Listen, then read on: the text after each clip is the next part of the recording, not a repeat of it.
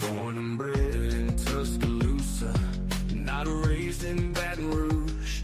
Didn't ride no wagon train to Norman or to Boone. They said I'd never make it, just a name they overlook. Now I'm burning up their game plans and ripping up their books. No 5-star shine, no silver spoon. I came up grinding on a Friday night moons. Now they feel me coming like a 4th down blitz. Got them talking sideways, throwing fits. But I must admit, I can't quit. 'Cause I'm the outlaw of college football. Ain't no stripes can hold me back. I don't need their legacy. Gonna cut that song short today. I'm a little late getting in here, but decided to go ahead and give y'all a couple of games today. We're going to start with Alabama, the number 1 seed versus South Carolina Upstate today in Tuscaloosa. The winner of this game goes on to the Super Regionals, but South Carolina Upstate has to beat Alabama twice. Alabama only has to beat them once. So let's right now they're in commercial break. So when they come back from commercial break, we will go to the live play-by-play call, so y'all won't have to hear my voice as much. Some people prefer the play-by-play call. Some people prefer to hear me talk and to hear Killer Breeze talk. So there you go. We will be doing the Oklahoma-Michigan game at 2 o'clock today, so y'all come back for that. And then if there is a requirement for a second game between Oklahoma and Michigan, we will do that because Michigan will have to beat Oklahoma twice. So let's go ahead and get to the play-by-play of the game. And y'all hang out in the comment section and rile each other up. Let's have some fun today and some good college softball action. Capital One, Alexis Papillo in that opening round game against Upstate had a couple of hits and drove in 3. Yeah, Alexis Papillo has been absolutely phenomenal all season long, and especially in this regional. She's currently 2 for 3 with a double and 3 RBIs. But she's going to have to get through Maddie Dre-Rupp in her 6th NCAA tourney appearance.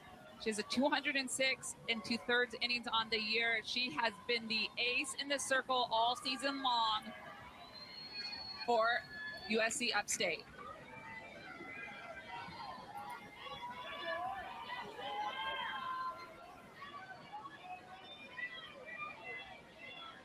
$83 degrees, bright sunshine at first pitch.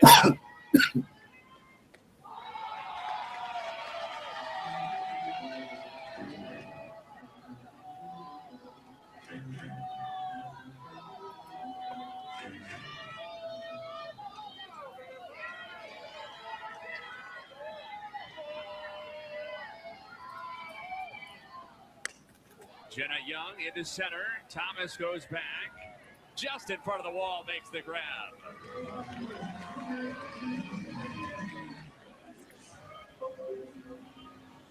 So let's talk about why Maddie Dre-Rupp can be so successful. She throws about 62 miles per hour, a rise, a drop, a curve. She has a backdoor curve and a changeup. She has 25 complete games, but she's not a pitcher that's going to strike out a lot of people. She's going to try to use her defense with both ground balls and fly balls. Brooke Wells now. Just the one hit in the regional, 2-run single against Upstate. Brooke Wells has been so good all year long. Her bat's been a little quiet so far in this regional. Wells has hit at least 1 home run in 5 consecutive weekends coming in.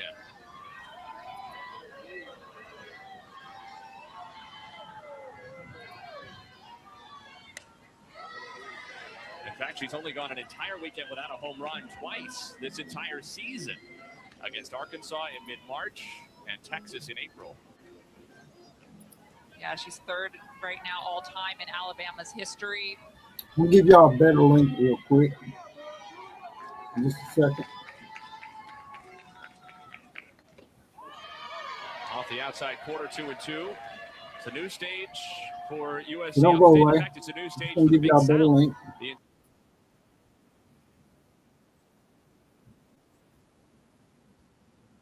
Get y'all a better link right now. A matter of 5 hours yesterday to secure themselves to the championship game, but before that, they had very few regional wins. Get y'all a better link. Unmute this one. They had only 4 regional wins in their Division I history, which admittedly only goes back 17 years. But it had been 9 years, going back to 17, since they last won a game in the postseason. You could almost say they're a little bit of the sweetheart team in this Tuscaloosa regional. Wells high, not all that deep into center. Right on the A. Thomas for the second out. I might go in and out on this game today.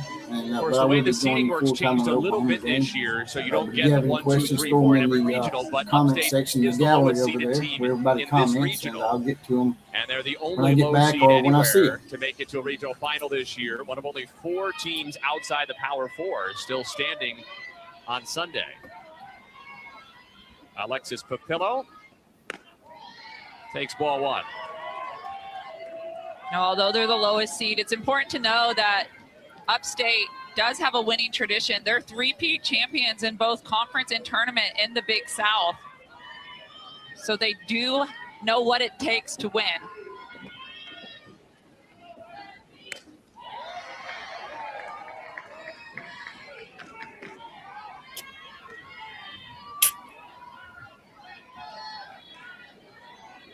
Only 3 other non-Power Fours in regional finals. South Florida in Fayetteville against Arkansas. Grand Canyon in Lincoln against Nebraska. St. Mary's out in Eugene against Mississippi State.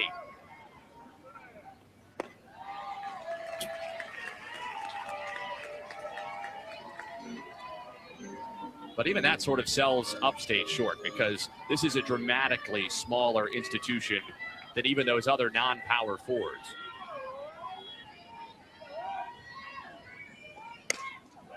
Papillo slices it foul, 2-2.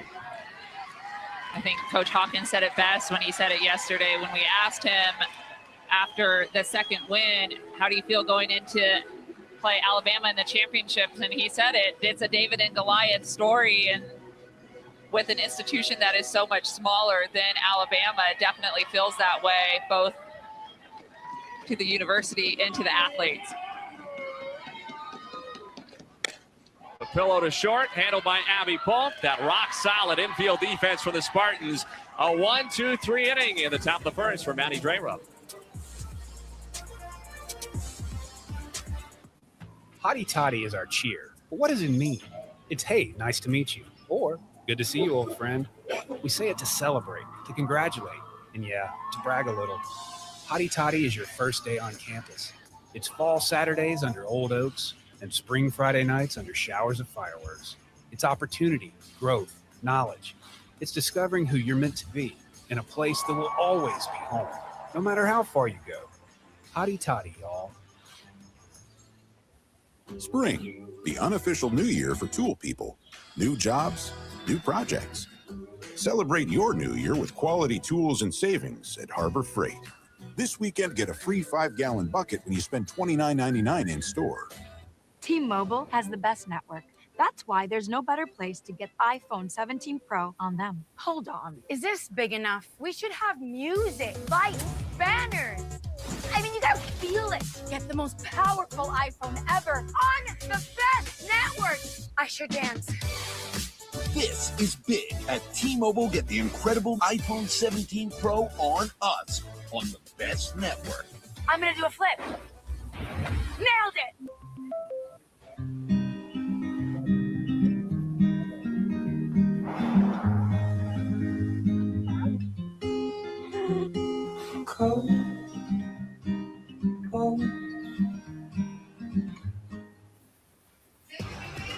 Alabama down quietly in the top of the first inning, 1-2-3. So USC Upstate will have a chance to strike first Take a look at the Spartans starting lineup brought to you by Capital One. Carson Shaw has been very good in this regional, in particular yesterday. Yeah, she was 3 for 6 yesterday. Got the offense started for Upstate. She was the fire starter. She's down in the 3 spot. She has good power to opposite field. They'll be facing a new arm in the circle. Vic Moten, the third different Crimson Tide hurler in this regional. Yeah, Alabama has a very strong pitching staff. Their ace is Jocelyn Brisky, but Coach Patrick Murphy gives Vic Moten, the freshman, her first NCAA regional start. Screwball, drop ball, and the rise ball. When you can throw the bottom half of the zone at 71 and then come back with that rise ball, the separation in the zone is so huge for getting big swings and misses. This is what we're expecting to see from Vic Moten today. Talia Thomas leads off, Big South Player of the Year. First pitch swinging, ripped into center, but right at Kristen White for the opening out.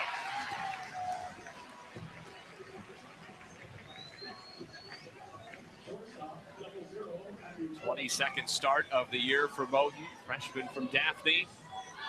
Yeah. And an efficient first out, just 1 pitch, 1 out as Vic Moten tries to calm her nerves and get zoned in for this championship game. Strike 1 to Abby Polk. Has been hitting in the 8th spot in the lineup. Chris Hawkins moves her up to bat second, and you see why. 4 out of 8 in the regional with a pair of doubles.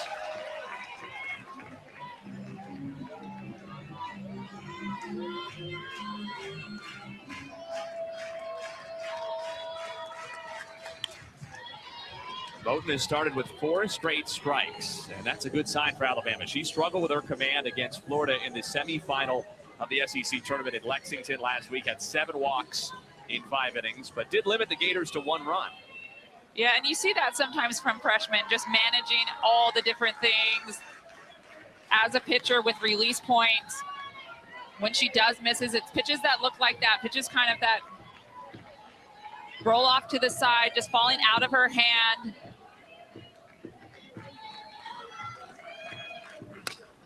Polk off her foot in the box, foul ball.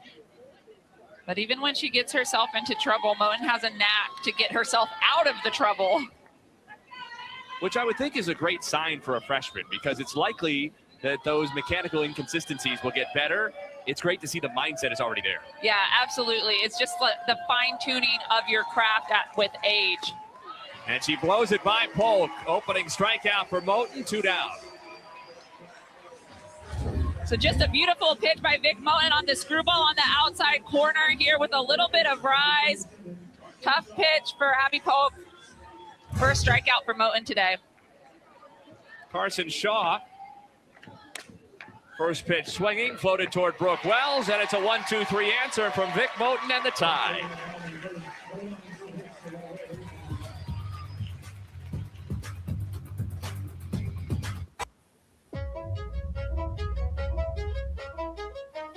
There isn't one thing that makes the SEC special.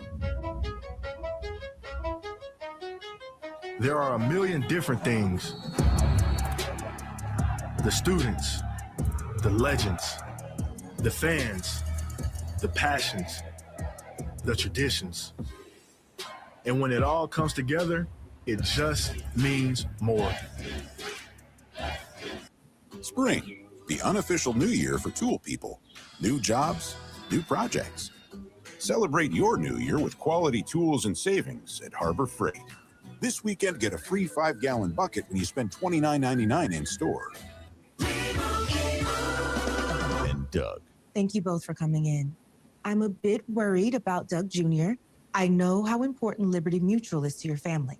They customize car insurance to save people hundreds. Right. Well, Doug Jr. keeps writing this. This Jr. Well, at least he spelled insurance right? He did not. Only pay for what you need. Liberty, liberty, liberty, liberty. Spending ad dollars on more reach, not the right reach, that's like blowing budget on office snacks that dazzle, then disappoint. Find the right buyers when you target by company, job title, and more. Cut the bull spend. Advertise on LinkedIn. And there were some preseason doubters of the Crimson Tide. Not a lot of folks were picking them number 1 in the country coming into the tournament. In fact, they were picked 9th in the SEC in the preseason. Promptly started the year 25-0 and won all but one of their SEC series. Lost only to Tennessee en route to 19 Southeastern Conference victories, the most in a dozen years for the Tide, who have been very comfortable as regional hosts. 21st straight season. They've had a regional here at Rose Stadium. They have been undefeated in 17 of the prior 20. Have a chance to do that again today with a win in this one. Yeah, and they have been so good in regionals in postseason, but especially good at home. Only 2 losses on the season at home. So this is a team that really loves to play in front of the home crowd. So when you get to host a regional and potentially a super regionals, it definitely fares in the Alabama favor. Who wouldn't love to play in front of the Rhodes House crowd? I guess maybe a visiting player. Or maybe it pumps them up. It gets them excited. Everyone loves to root for an underdog. And we have a good underdog right here in Maddie Drerup on the mound. First pitch strike to Anna Roman, a cleanup hitting freshman for Bama. 1-2-3 first inning for the Tide against Drerup. Alabama scored 9 of its 11 runs in this regional in the first 2 innings. Had 3 in the first inning off of Maya Johnson yesterday. It took them 2 innings against Drerup on Friday.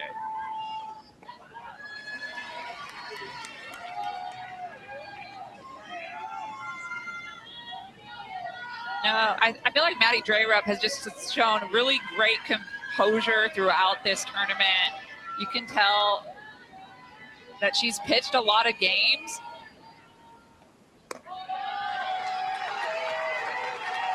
That she has a lot of experience.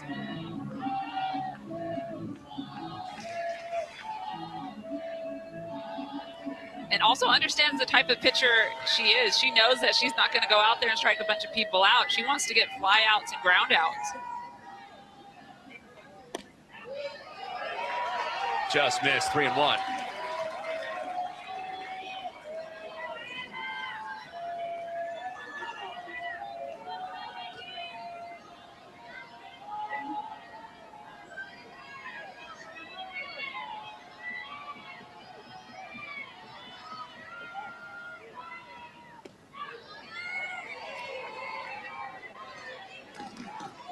Good comeback pitch with that changeup coming in at 41 miles an hour, extra slow there across the heart of the plate on a 3-1 count. Very gutsy.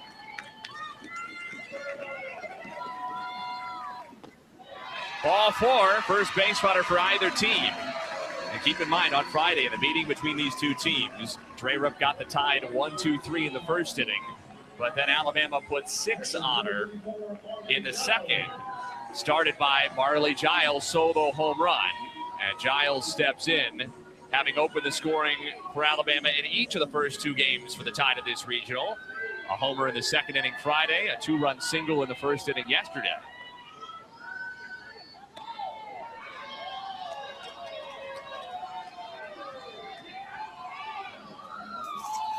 Little pitch out there. Anna Roman is 7 for 7 on stolen bases this season. One of 11 players on the Crimson Tide that have a green light to go at first base. Giles chases Roman on the move, and she picks up her 8th steal.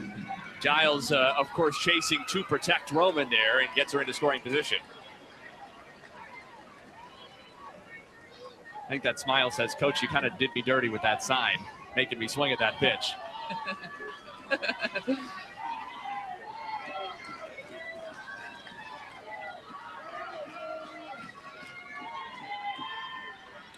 Giles bunts back to the circle.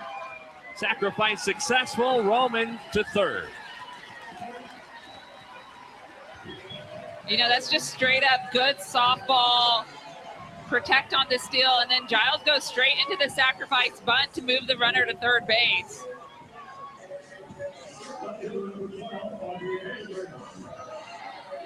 Now it's Audrey Vandegrift. She too homered on Friday against Upstate.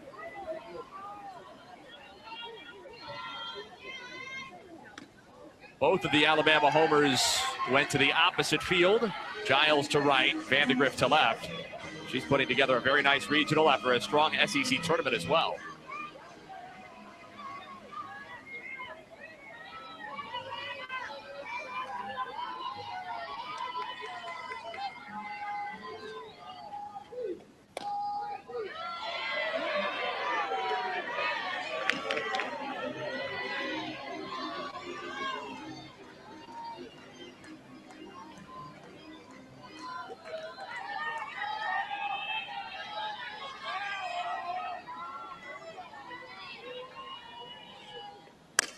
Vandegrift to left, same place as Friday, and the same result.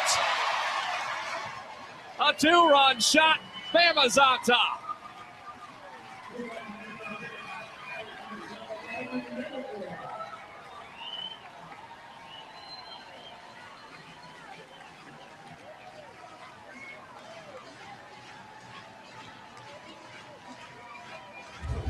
Well, it's such a beautiful swing here by Audrey Vandegrift on the outside corner. She takes this opposite field, but it's belt high. Just an excellent piece of hitting in her sweet spot, taking an opposite field home run. It seems to me that Audrey Vandegrift just loves to be in the hot spot, loves the moment, seems to be getting hot as we get into deeper and deeper into postseason play. 0-1 on Ambry Taylor, the freshman.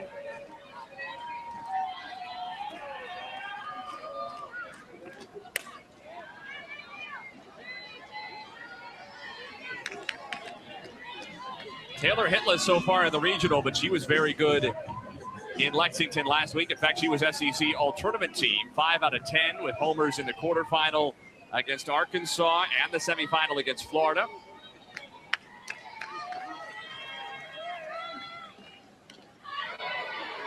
She just got a piece. Almost seems a little anxious on that off-speed offering from Maddie Dreyer. The foul tip looks like it might have nicked Lainey Jennings a little bit. Jennings took a foul ball last night against Belmont as well. Though she had 3 doubles, so probably still a successful day at the yard. You can see the changeup right on the left hamstring, it looks like, inside thigh. That one might leave a bruise, a nice colorful one. Catchers are so tough back behind the plate. Roll over to third. Alyssa Davenport gets Ambry Taylor for the second out. Alabama has piled up 13 runs now in this regional, all but 2 of them in the first 2 innings. And 8 out of their 10 runs against Upstate specifically have been scored in the second. They had 6 runs in the second inning on Friday and 2 on the Vandegrift homer today. Salem Hawkins into right. Kardatsky there to retire the side. But Andre Vandegrift puts Bama in front on Regional Championship Sunday. Audrey Vandegrift with the big swing, putting Bama on top. She gets hot in postseason, y'all. Hawkins up, offense up next. Spring, the unofficial new year for tool people. New jobs, new projects. Celebrate your new year with quality tools and savings at Harbor Freight. This weekend, get a free 5-gallon bucket when you spend $29.99 in store. T-Mobile has the best network. That's why there's no better place to get iPhone 17 Pro on them. Hold on. Is this big enough? We should have music, lights, banners. I mean, you gotta feel it. Get the most powerful iPhone ever on the best network. I sure dance. This is big. At T-Mobile, get the incredible iPhone 17 Pro on us on the best network. I'm gonna do a flip. Nailed it. Summer is a gift. A gift of days that last a little longer. A brighter state of mind.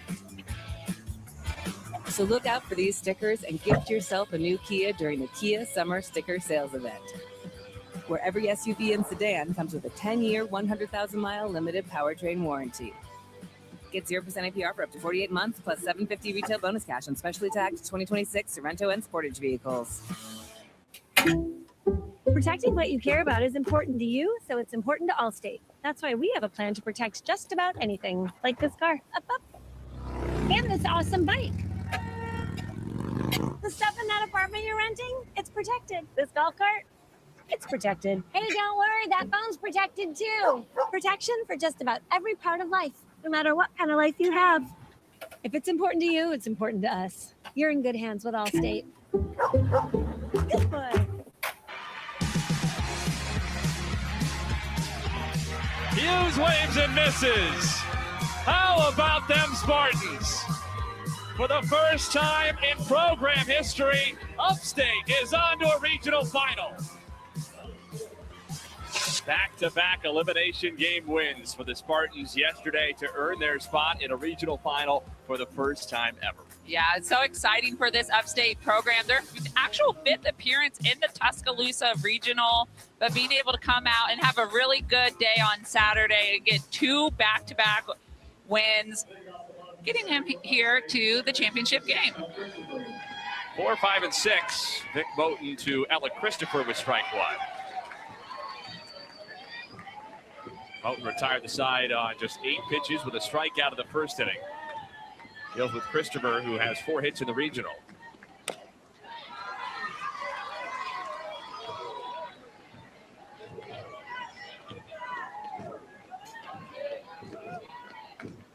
Upstate is 0-6 against Power 4 opposition this year, counting the loss to Alabama on Friday. 5 out of those 6 losses have been run rules. They did get within 1 run of beating Auburn back in February.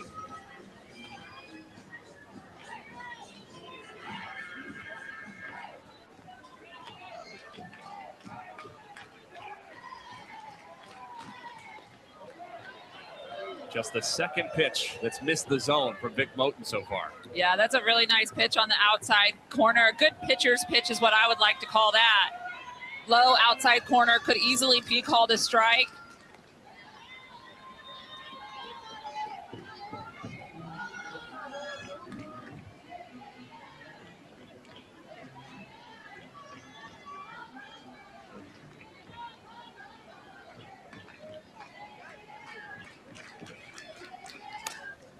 Off the end of the bat, nice play by Brooke Wells from first base.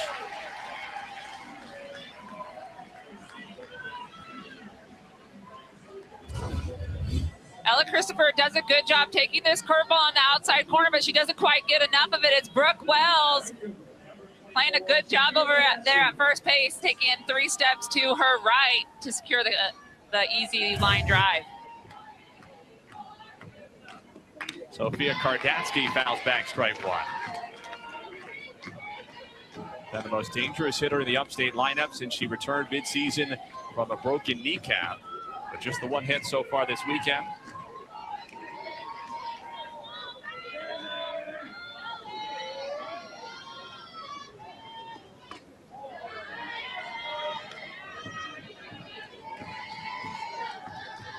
Bit hard to believe with Alabama hosting for the 21st straight regional, top 16 national seed every one of those years. Kardatsky down the line, foul 1 and 2, but this is only the second time ever the Tide have been the #1 overall seed. The other was 2010. That Alabama team cruised through regionals, but was tripped up by Stephanie Ricketts and Hawaii in supers here at Rhodes. Yeah, I think in this year, over the large landscape of college softball, there's been a lot of mix-up at the top in the #1 seeds through rankings. But when you look at Alabama's body of work, that 25-game win streak, won 8 of 9 SEC series, all of those things add up to that #1 ranking. Shows you the depth and the quality of the SEC, that a team that won neither the regular season nor the tournament title in the league earned the #1 overall seed in the tournament. Kardatsky pops it up. Ambry Taylor for the second out.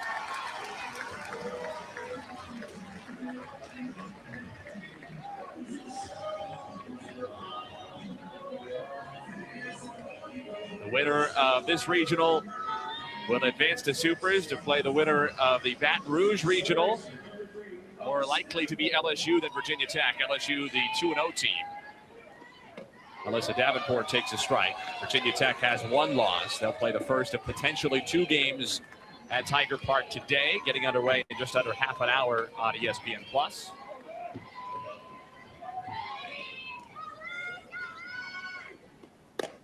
And of course, if Alabama goes on to win this game, they have earned the right to host a super regional here at Rhodes.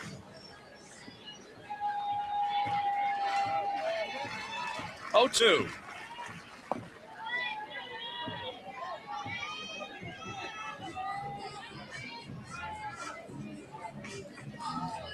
Moen just laughing at herself a little bit after that ball scoots away.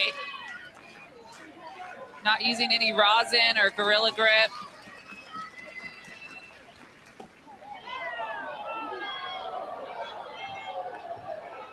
There were times last week at the SEC tournament in Lexington, as we get a second look at a close miss here. Yeah, Marlene Giles really wanted this. Vic Moen missed this spot. It tails in on the runner, but on the hitter, but it was right across the knees.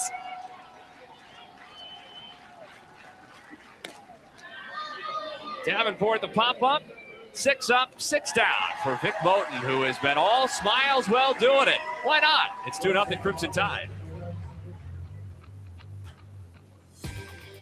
Spring, the unofficial new year for tool people. New jobs, new projects. Celebrate your new year with quality tools and savings at Harbor Freight. This weekend, get a free 5-gallon bucket when you spend $29.99 in store. This is the best it's ever gonna get. Get fancy. Get flirty. Get reality. Get crazy. Get hot. Get excited. Get surprised. Whoa. Get drama. Drama. Get over it. Get watching. Get obsessed. Get Hulu. Get the best. Get real.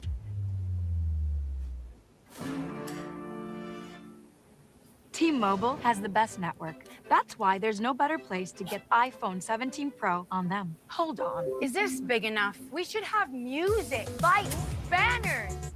I mean, you gotta feel it. Get the most powerful iPhone ever on the best network. I sure dance. This is big at T-Mobile. Get the incredible iPhone 17 Pro on us on the best network. I'm gonna do a flip. Nailed it.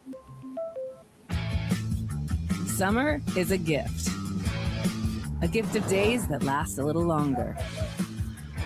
A brighter state of mind. So look out for these stickers and gift yourself a new Kia during the Kia Summer Sticker Sales Event, where every SUV and sedan comes with a 10-year, 100,000-mile limited powertrain warranty. Get 0% APR for up to 48 months, plus $750 retail bonus cash on specially tagged 2026 Sorrento and Sportage vehicles. Making every dollar count is important to you, so it's important to Allstate. Drive safe? Congrats, you save. Drive less? More savings. Multiple vehicles? Savings. If it's important to you, it's important to us. You're in good hands with Allstate. The last 5 teams to be the #1 overall seed, 3 of them, all Oklahoma, have won the World Series. The first 3 of the Sooners four-peat. Texas lost in the finals. Of course, Texas A&M last year became the first #1 overall seed since the regional, super regional format was adopted in 2005 to fail to get out of their regional. The winner of this regional will face the winner of LSU and Virginia Tech in the Baton Rouge regional in Supers next weekend. LSU and Virginia Tech getting underway at the top of the hour over on ESPN+. Kristen White, the last Bama starter to get her first at bat here in the #9 spot. Maddie Drayrup misses with ball 1. White provides a real spark at the bottom of the Bama lineup. 3 hits, including just the second extra base hit of her career in this regional.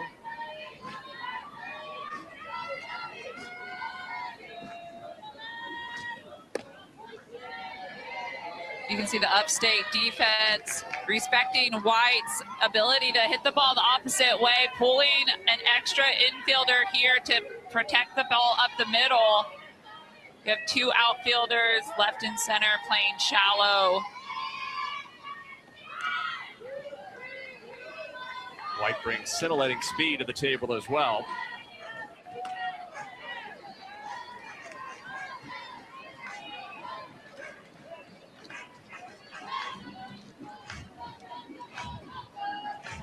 She's hit in 5 straight games, going back to the start of the SEC tournament.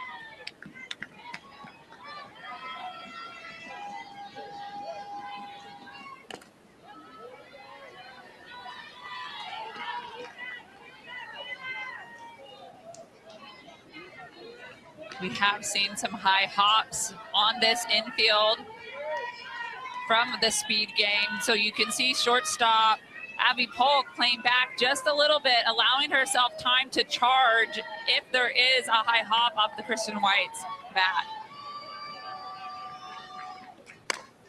There it is. There's Polk. Double clutch, and you can't do that with White getting down the line.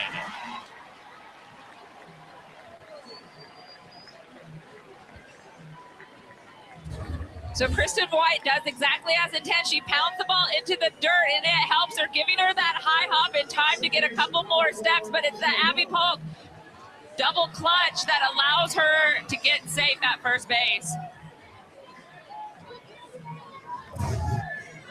It goes as a single for White, but a rare miscue for the Upstate defense, especially on the infield this weekend. Jenna Young fouls away the first pitch. Top of the order here for Bama. Given a little bit of a boost with White reaching base when otherwise she looked likely to be retired. Another thing to notice, they're worried about Kristen White's speed here. Look at second baseman Ella Christopher over here, right by second base, worried about the speed of Kristen White in that steal. There's a pitch out. Jennings bobbled it, but White holds it first.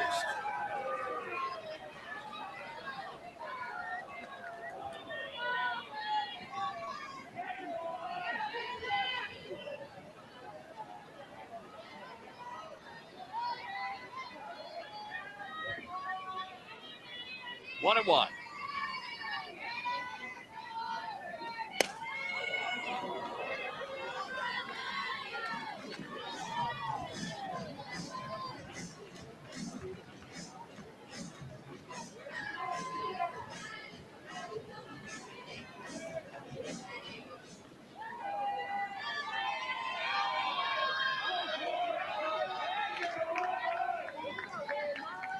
One and two.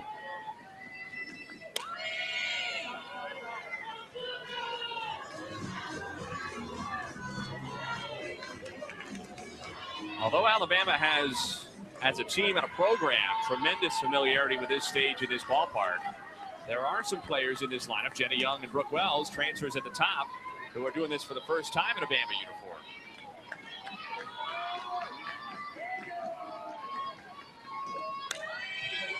Young came from Iowa after a couple of seasons as a Hawkeye. Wells, a transfer from Houston. Yeah, two transfers that have immediately made an impact on this Alabama lineup. Hitting back-to-back in the 1-2 spot.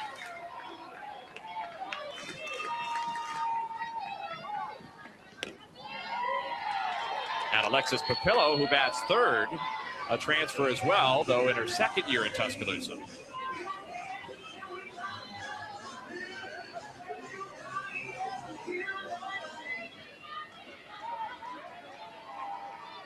Two. Young waited on it, skies it to right, Kardatsky to the wall, it is gone! A second two-run homer for the Tide, and it's 4-0 Bama.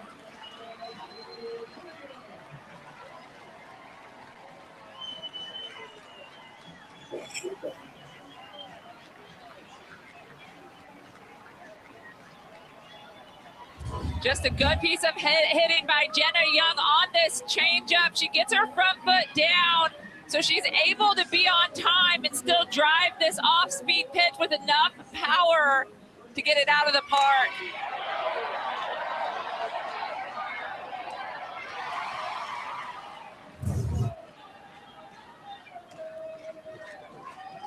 Now it's Brooke Wells.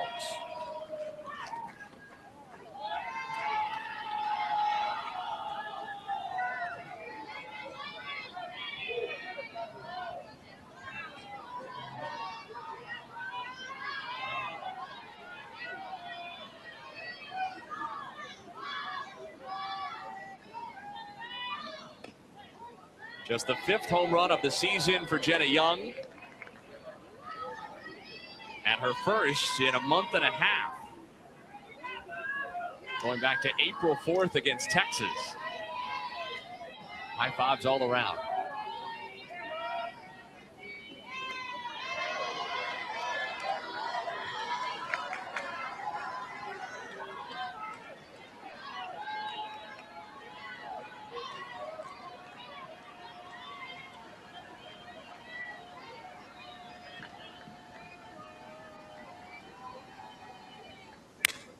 Wells unloads, right center, goodbye. The 6th weekend in a row, Brooke Wells has homered. The transfers, Young and Wells, go back to back. The Rhodes House is alive.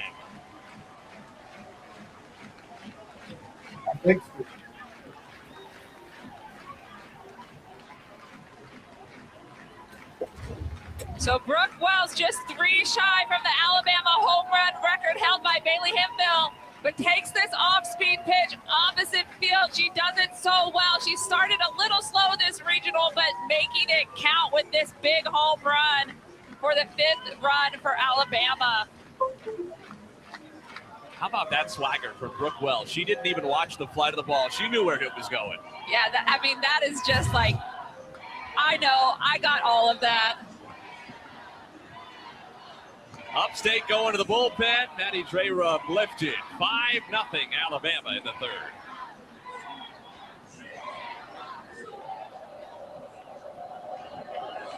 Spring, the unofficial new year for tool people.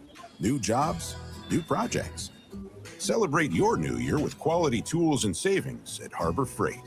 This weekend, get a free 5-gallon bucket when you spend $29.99 in store. This is the best it's ever gonna get.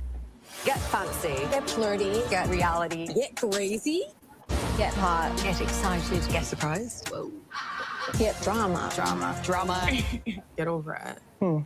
Get watching. Get obsessed. Get Hulu. Get the best. Get real.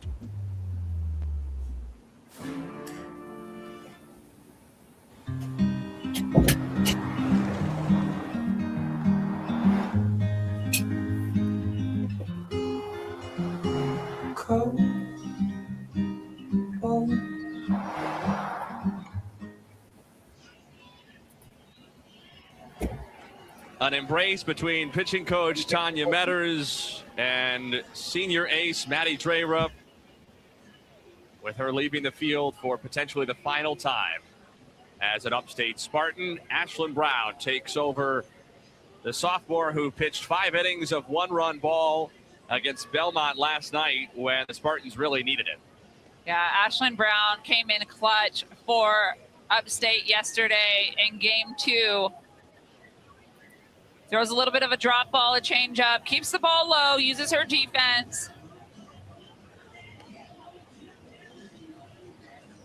Meanwhile, it's all smiles in the Bama dugout. And although Ashlyn Brown has 5 good innings under her belt, she did not have to deal with thousands at the Rhodes House last night facing Belmont. This is a different sort of situation. All right, I just want to come back in and check on everybody and see what's going on. Yes, We'll see like we have any trying to comments pick today up in here. Her team On the here. StreamYard, but we do have 21 people Limit the watching. If you want damage comment, and comment manage section, the let me nerves know in where the you're crowd. from. Hey, you A found the great channel. experience for If you Ashlyn like Brown. or subscribe, Just a sophomore pitcher hit for the like Upstate. button and subscribe button. Alexis Papillo takes Right now. ball 1. You And, can understand you get more free those emotions we saw entertainment from like Maddie this. Drerup. Usually I'm in here more talking. I've got a few Career things I got to do. potentially run some errands, but I figured I'd put this up for you guys just in case y'all need Tuscaloosa. She has a meant free so much to avenue this to watch program, this in game. You particular didn't this have year. one. So like and subscribe to the channel. You can also join the Outlaw Posse. You'll get a badge and get deputized and get a random horseman shout out on the actual live stream or podcast. It's $2.99 a month, 75 cents a week. That's just a half a bottle of water for the Outlaw. And I'll leave y'all to it.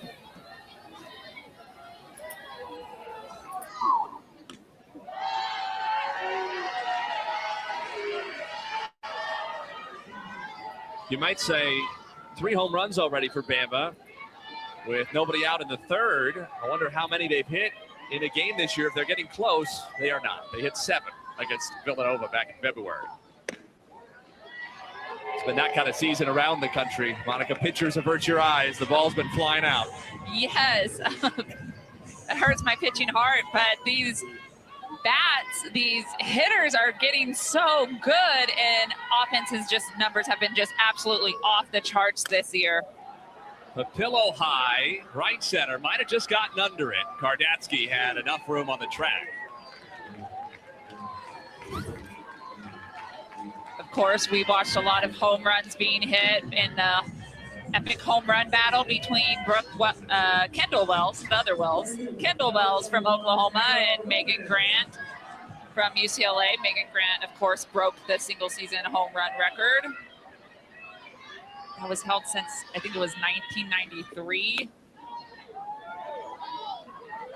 Megan Grant added her 39th for UCLA yesterday, extending the record. UCLA could potentially have a lot more games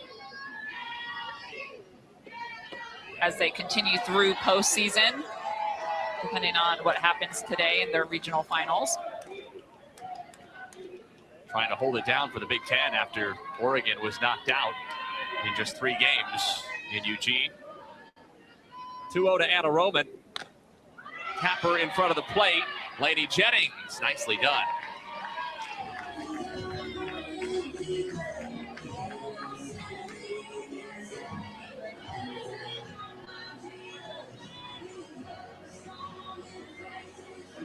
That play may be made a little bit easier by having a left-handed catcher who doesn't have to get all the way around the ball. Yeah, absolutely. And she hopped well back there. Marley Giles, ball 1. She had the sacrifice her first time.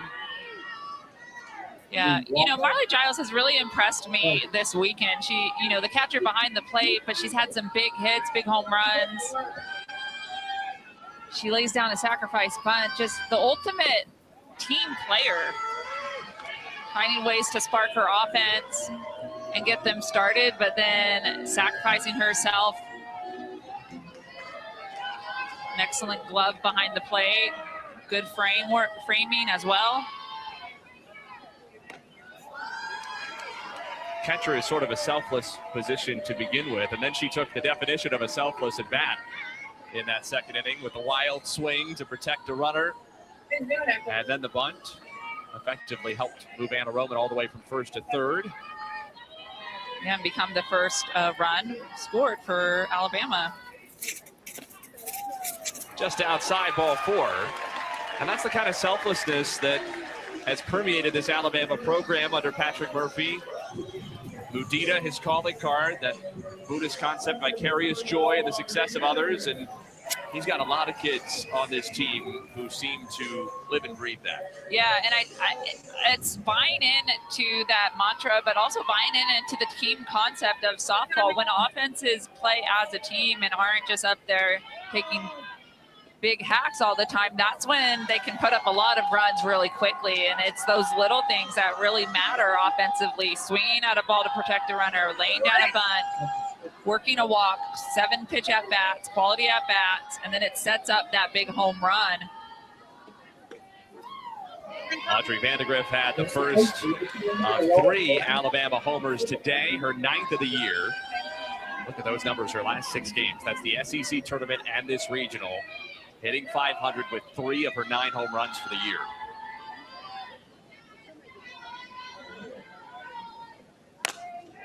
On a line towards second, but playable there to retire the side in the glove of Christopher. Alabama puts 3 more on the board. A couple big home runs for Alabama. 5 runs on the board. Let's see if Upstate can answer up next.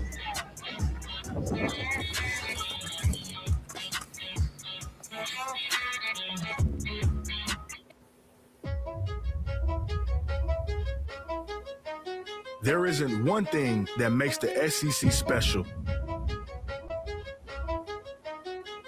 There are a million different things. The students, the legends, the fans, the passions, the traditions. And when it all comes together, it just means more. Introducing the Armor All Podium Series, an elite line of car care products developed with our team at Oracle Red Bull Racing. Precision engineered to bring out the best in every car. The Armor All Podium Series, the world's most elite car care.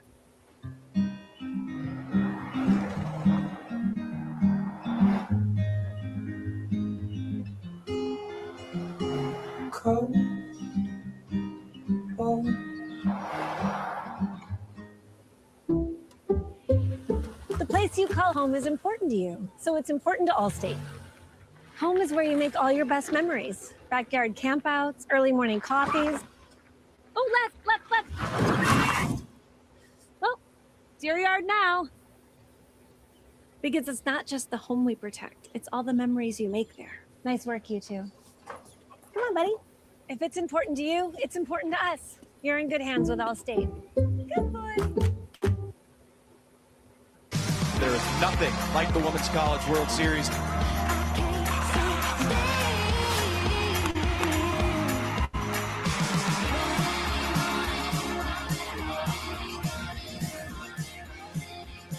The Women's College World Series returns to Oklahoma City. The action begins Thursday, May 28th at 12 Eastern, live on ESPN. For more information on the 2026 Women's College World Series, visit NCAA.com, the home for all NCAA championships. Maybe some future Women's College World Series participants out there. Got the right T-shirts on at least. Yeah, they're enjoying a game on the berm. Got their Rita's Ice, enjoying the weather. A lot of future softball players in the stands with big college dreams. Vic Moten misses with ball 1 to Lady Jennings. She's retired all 6 Spartans she's faced and deals with the bottom third of the Upstate lineup here. Though calling Jennings the bottom third is underselling the regional she's had with 3 doubles all yesterday. And an interesting note is Upstate actually hits a ton of doubles. That's how actually they've gotten to this tournament and become a 3-time champion in the Big South and in the Big South Conference tournament. Is they have over 100 doubles on the year. Obviously, the odds were always going to be stacked heavily against the Spartans today, facing the #1 overall seed, needing 2 wins to get through to the Supers, and Chris Hawkins knew that, telling us it was David against Goliath. But whatever happens today takes nothing away from the season Upstate has had. Not only 3-peat champions in the Big South, but now reaching a stage they never have. One of only 32 Division I softball teams left playing anywhere in the country today. Yeah, it's absolutely incredible for what they've been able to do as a mid-major, as a smaller mid-major as well. It's a program that has a really good history of winning in the Big South.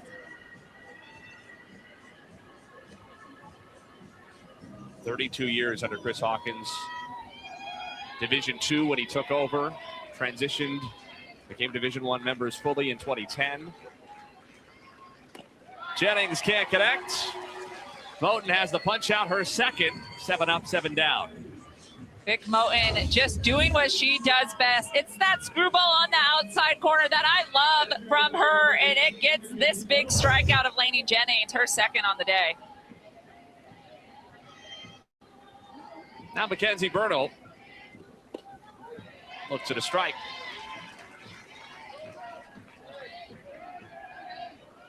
Mentioned earlier, Upstate, one of only 4 teams of those 32 playing today, not in a Power 4 league. South Florida, Grand Canyon, and St. Mary's.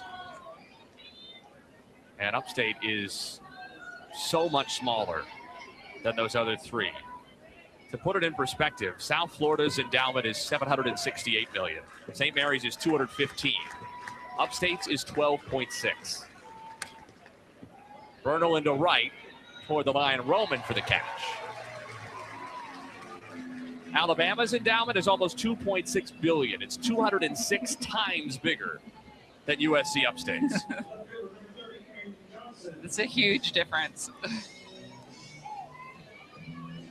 You know, and USC Upstate, they don't have football at that school, but because the softball program has such a good winning tradition, softball has become the big dog on campus. They're the team that everyone loves to go out to watch and play. They're the team that people are asking about how their games are going, the teachers, other athletes, other students. They're excited about what the softball team brings to that university. 5.5-hour ride from Spartanburg, South Carolina, in the northern part of the state, here to Tuscaloosa. And the green clad who made the trip have been rewarded. A couple of wins and the first regional final in the history of the program, or for any Big South Conference team.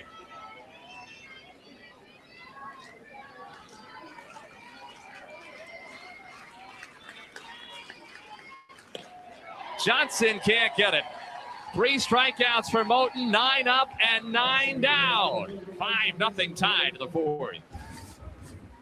Vic Moten with the screwball on the outside corner, her bread and butter. Another strikeout for Vic Moten. Bama's bats up next.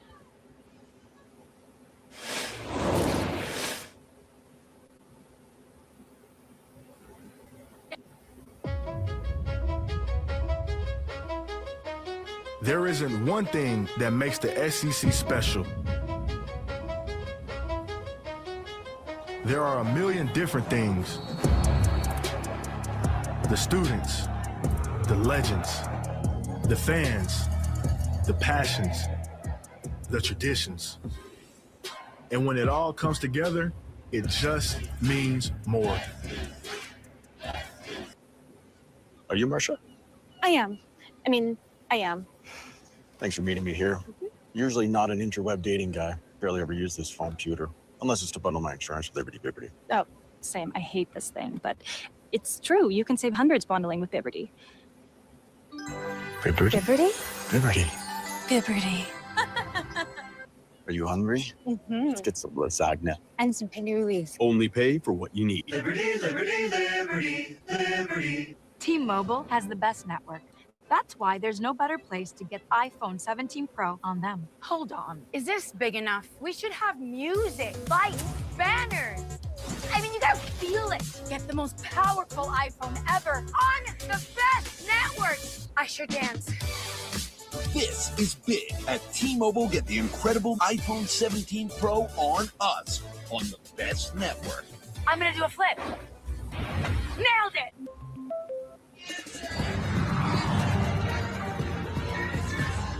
Welcome back to the NCAA Softball Regionals presented by Capital One. A 5-0 lead for top-seeded Alabama as we move to the 4th and talk to the head coach of the Tide, Patrick Murphy. Coach, 21 straight regionals you've hosted here at the Rhodes House. Do you ever take it for granted? Does it ever get hard to look around and appreciate it? It is amazing. It's quite a feat, to be honest with you. I'm so proud of everybody that's played here. Coaches, the fans have made it what it is today, I think. What a beautiful day for softball. And again, we're so glad that both of you are here. Yeah, Coach Murphy, Alabama is just so dynamic offensively, defensively. You have a lot of really great keys. 3 home runs in the first part of the game. What do you want your offense to continue to do now that Ashlyn Brown has come into the game? Yeah, so last night I watched the game that she pitched really well against Belmont, and they struggled with her kind of a curve drop away.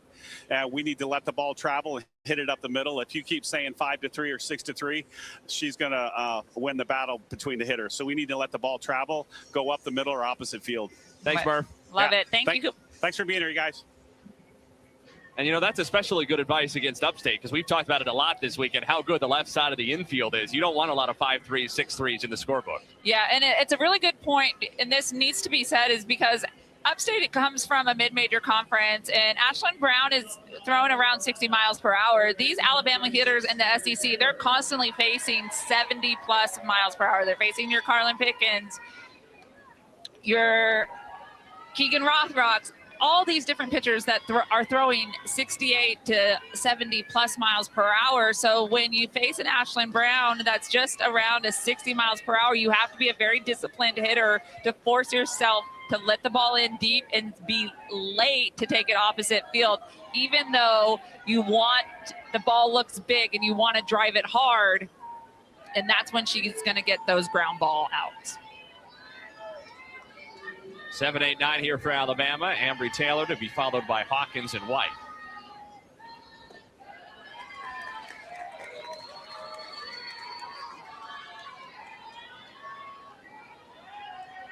Brown has had some struggles with walks at times this year, 32 of them against 22 punch-outs.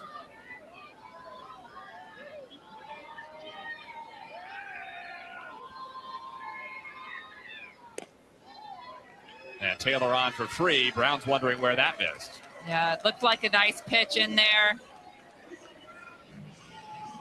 But Taylor's going to take the walk. Salem Hawkins next for Bama. Mentioned the pitching quality of the SEC these tight hitters are used to. Southeastern Conference showing off its quality and depth throughout this NCAA tournament on regional weekend. 12 out of 15 teams in the league made it. Kentucky, Auburn, and Missouri were the only misses. All 12 of the SEC teams in this tournament still standing in regional finals. Yeah, it's almost an aspect of iron sharpens iron in the SEC, and it's grueling is what they say. So a lot of the SEC athletes, when you talk to them, they're like so excited to be going into postseason because they don't have to face someone in the SEC. They're like, finally, at least we get a weekend where we get to face a different opponents that we're not going to face 3 times. No balls, 2 strikes.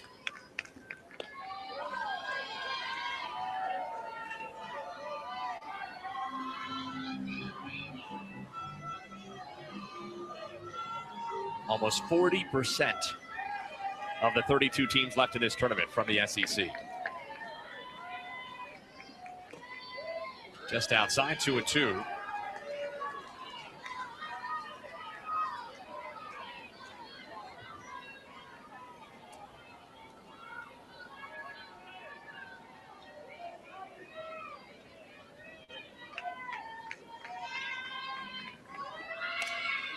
Hawkins reaches down to stay alive.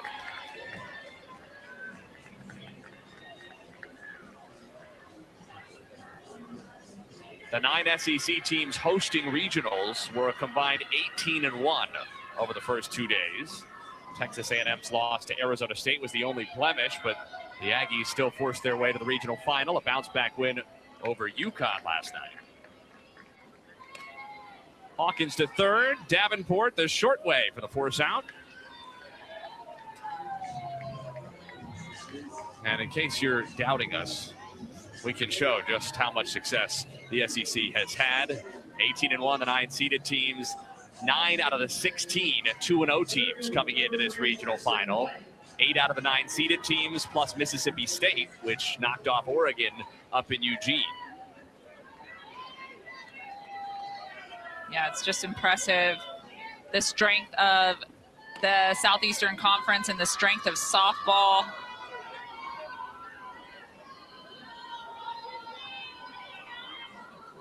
Kristen White takes a timeout to talk things over with Patrick Murphy.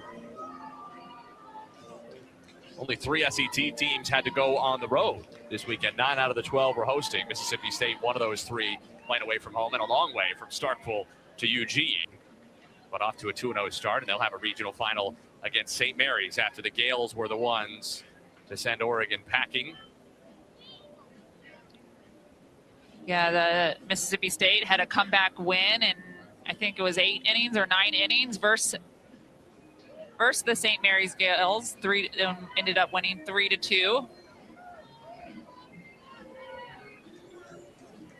You mentioned that in some ways regionals for SEC teams can be a respite from conference play.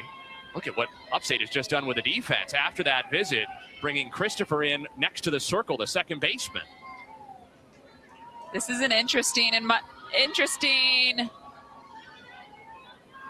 order, but old school softball is this sort of protection on the slap for the short game. And then your first baseman is going to play behind the bag. So we can check it out here. They're making a switch.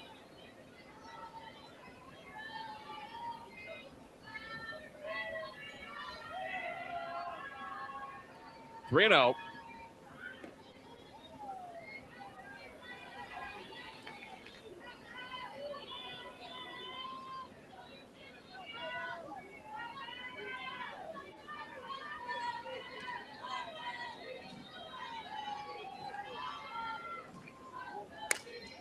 White into left. That's the center fielder, Thomas, who was playing all the way over in left center to make the catch.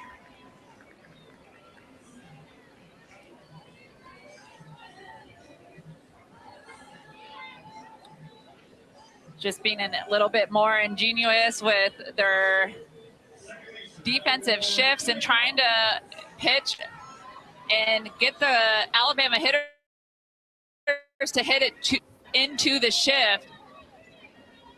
Top of the order, Jenna Young. Had one of 3 Alabama homers in this game. One of 5 the Tide have hit against Upstate in 2 meetings in this regional. The only one that's gone to the pull side. Right up the middle, exactly what Patrick Murphy ordered. Hawkins goes first to third. They're on the corners with 2 out for the slugging Brooke Wells. So good piece of hitting here by Jenna Young, right again on that middle outside corner, taking it back up the middle. But check out Hawkins, doesn't hesitate, first to third.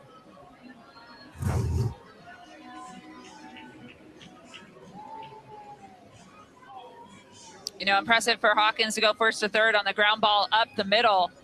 She didn't miss a step or hesitate at all.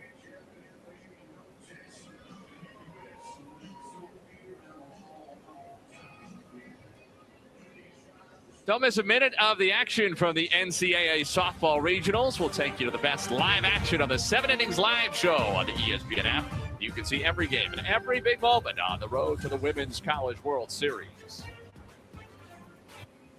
That is essential viewing on a crowded Sunday of excellent softball like we have today. Yes, absolutely. You could probably get both the Alabama this game versus Upstate, and then also the LSU game versus Virginia Tech. They're just underway down in Baton Rouge in that regional final. The winner will play the winner of this one. Brooke Wells ahead of the count, 1 ball to no strikes. Had a home runner last time, her 23rd of the year. 3 back of Bailey Hemphill's single season tied record set in 2019. She has a pair of multi-home run games this year.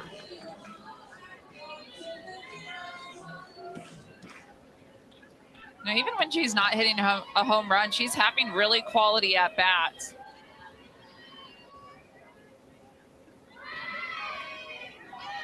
Young on the move. Jennings only pumps.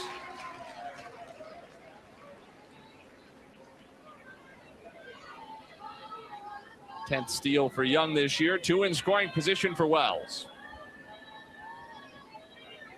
64 runs batted in this year.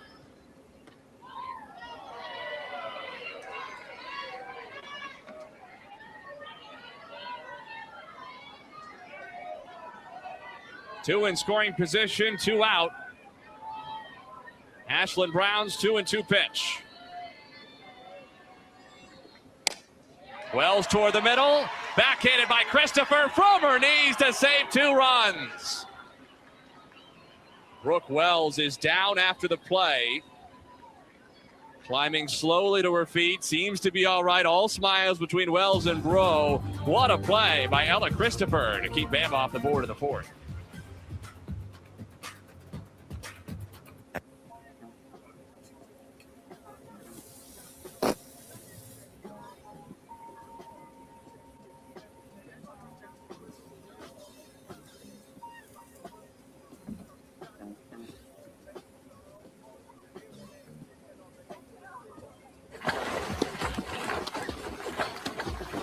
Looking for bold, fresh umami flavor?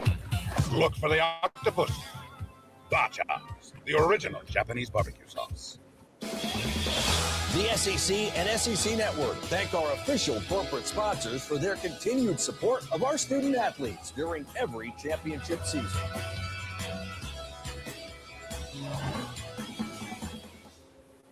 The Devil Wears Prada 2 has finally arrived, and it's an expertly tailored sequel. Took you long enough.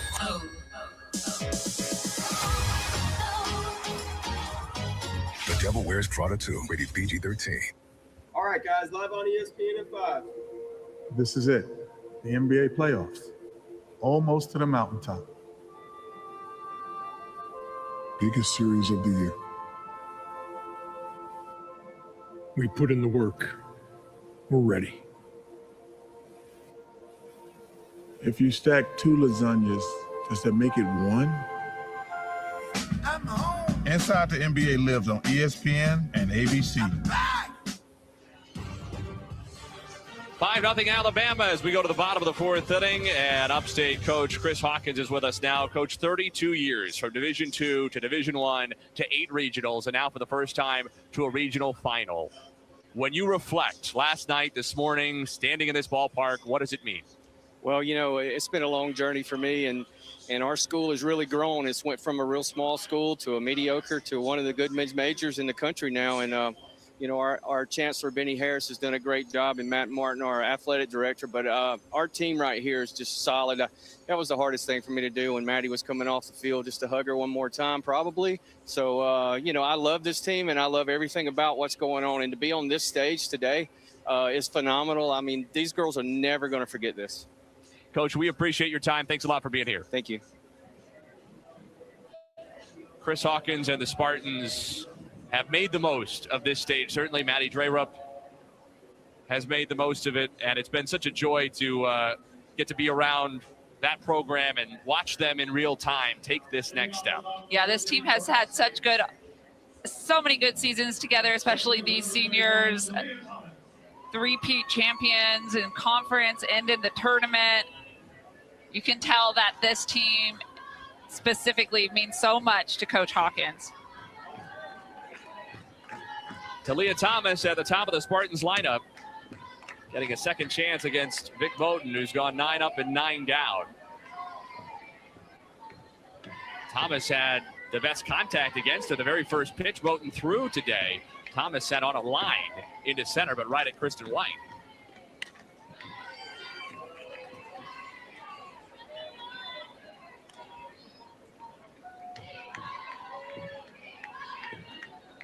Moten has struck out 3. She's been efficient, just 38 pitches through the first 3 innings.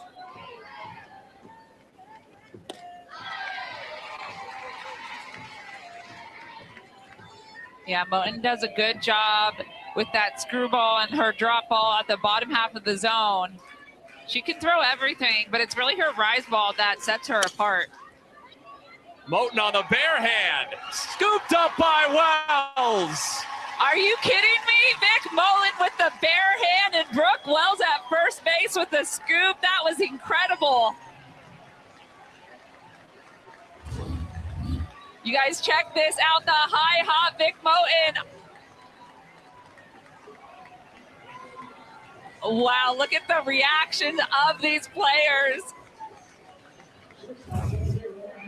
I love every Taylor's face there in the background, because you know she's thinking initially, hey, Vic, leave that for me. I got it. This is kind of my domain. But she loved it as much as anybody. Yeah, everyone's face was a little bit shocked. Even Brooke Wells at first base. That was a fun play to see right there. And Brooke Wells saved the highlight with the backhand scoop at the end. 1 ball, 1 strike on Abby Polk.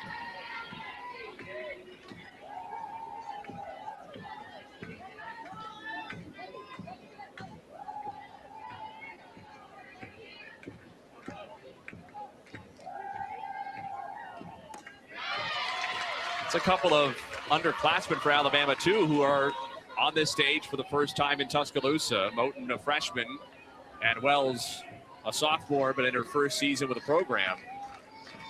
They're showing out. I think when you have a good culture and tradition within your program, it's easy to feel comfortable if it's your first time on this stage. Like Vic Moten seems to be feeling comfortable out there with, you have people with that history and that tradition and that leadership. It's contagious that you want to fit in and do your part and do well too.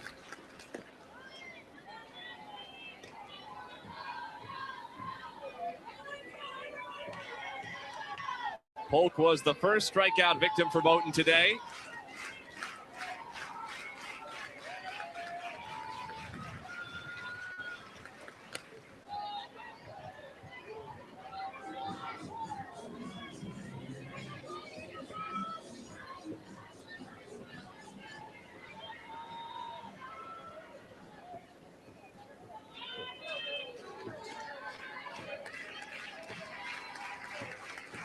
Seventh pitch of the Moten-Polk battle. Wave and a miss. 4 strikeouts for Moten, but that's not the highlight of this inning, no matter what happens for the right-hander. One more look at that first out. It's so impressive because it's a high hop. Moten drop steps and bare hands it. But the reaction.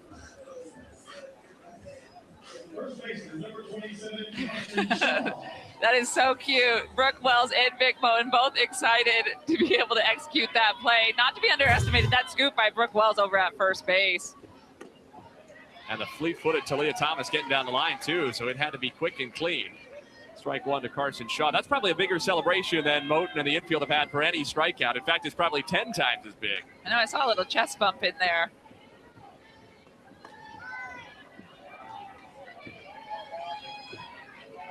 It's fun to watch players have fun on a big stage. Definitely. Be excited for plays like that. Shaw tried to check her swing, and she did. Chelsea Clark, first base umpire, says it's ball 2. The reaction, I think the reactions is what is so pure and true.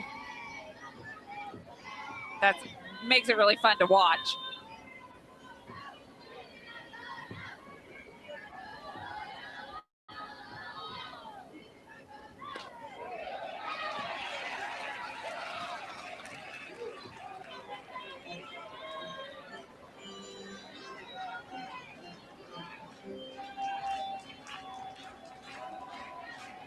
Two to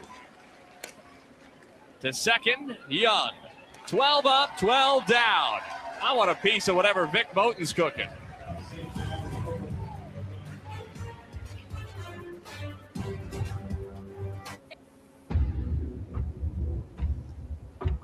New plan.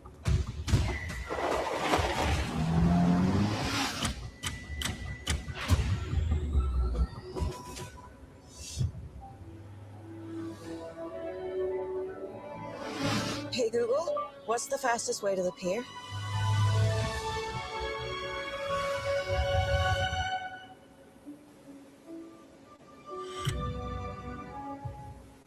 This touchless faucet comes in handy.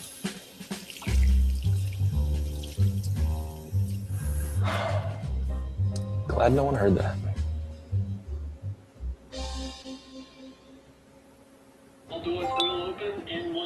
Nah, I'm not going.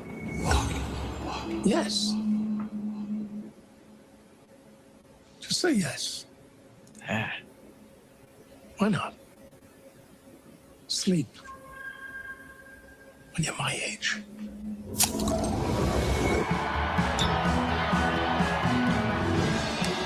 like it.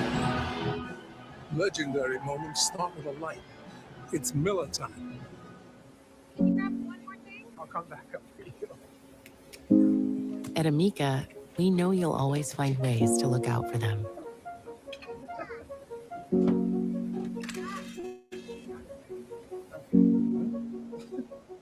Really? With Amica Life Insurance, we'll help build a plan to make sure you always can. Get your quote today. With Wendy's new Biggie Deals, you can snack any way you want. Because I'm not just a bag, I'm one of 3 Biggie Deals you can choose from. Shotgun! Consider me a passenger princess. A Biggie Deal for any sized hunger, only at Wendy's. 5-0 lead for the top overall seed Alabama, heading to the 5th. With a win, the Tide would move into Super Regionals and bring the winner of the Baton Rouge Regional, either LSU or Virginia Tech, here to Rhodes for Supers action next weekend. The first of 16 tickets punched to the Supers, the number 6 seed Florida Gators. That man shorts ready for the celebration. Florida through to the Supers. Rival Georgia getting ready to join them, leading 5-0 on Clemson in the 7th. And Alabama with a 5-run lead to the 5th. Part of the order here, Alexis Papillo takes a changeup from Ashlyn Brown for a strike.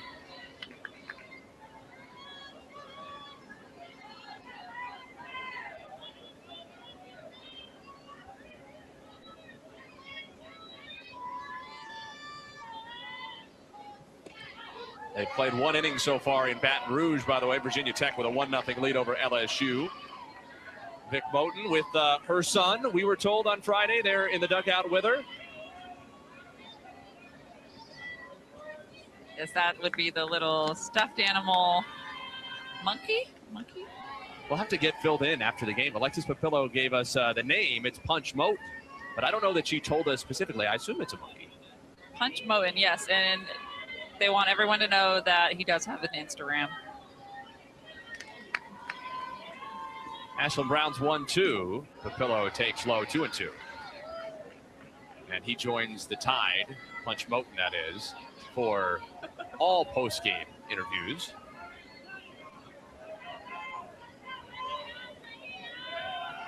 And Vic's just making sure he gets every ounce of airtime he can. Papillo speared by Brown. Vic Moten with a bare hand for Alabama in the 4th. Ashlyn Brown with a hot shot of the circle in the 5th. Vic Moten showing off her skills, but Ashlyn Brown showing off she can play a little defense too. Little reaction play there. Grabbing that hot shot off of the Papillo bat.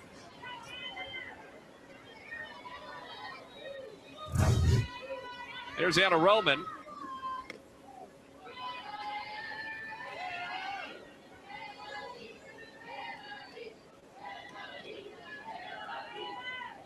"12 home runs this year, but she's gone 10 straight now without one."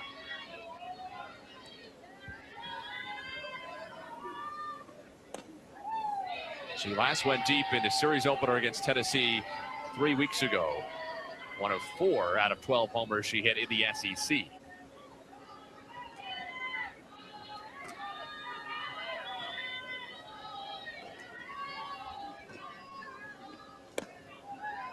You mentioned that regional weekend can provide SEC teams the respite of not having to play conference opponents. Well, it's short-lived because the Supers tend to fill up with Southeastern Conference opposition. Florida and now Georgia have punch tickets to next weekend.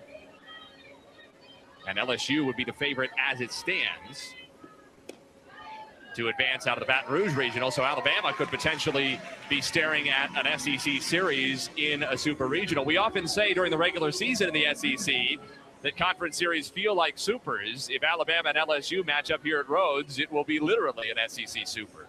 Yeah, you know, you play a 3-game series in the SEC play.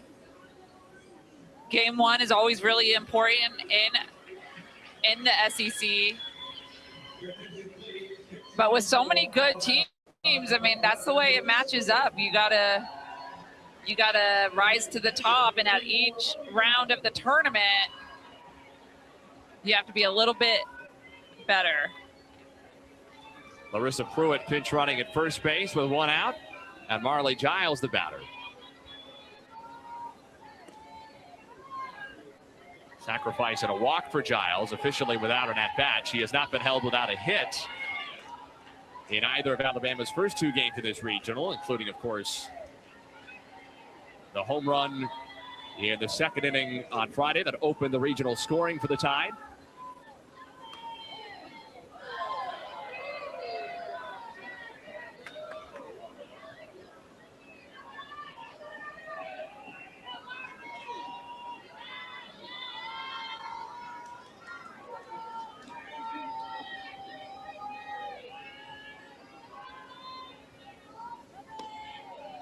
Strike 2.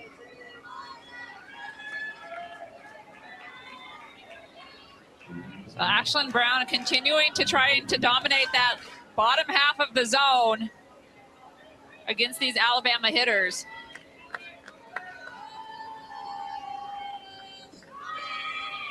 On the move, throw by Jennings from her knees in time to get Pruitt. 3 doubles yesterday for Lainey Jennings, and the freshman catcher just nailed Pruitt at second. Lainey Jennings from her knees, but Pruitt. Alabama is challenging the out part of second base. It's now under review. This is a bang-bang play in real time. Well, from that view, it does look like they got her.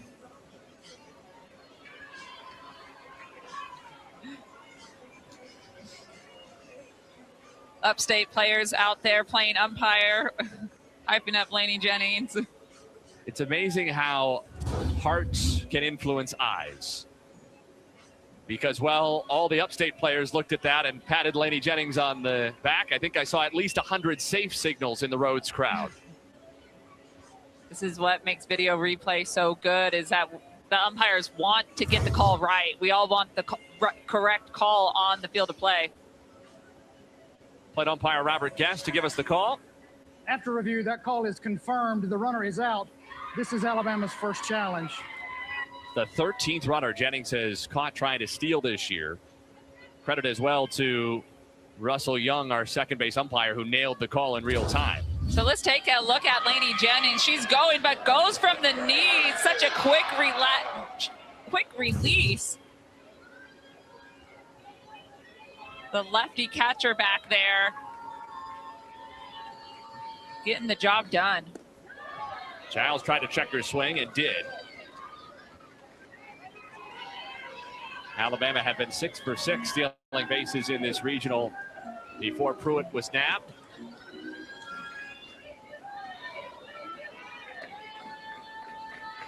Brown's payoff. Giles walks for the second time today. If the matchup in Supers does turn out to be Alabama and LSU, they did not play in the regular season this year. You have to go back to the first weekend of April 2025, the last time they met down in Baton Rouge. LSU, at the time number 5 in the country, took 2 out of 3 in that series from the Tide, including a run rule in the series opener. Audrey Vandergrift shows bunt, drops it toward the circle. Brown has no play, let it rip anyway, and Giles gallops into an uncovered third base.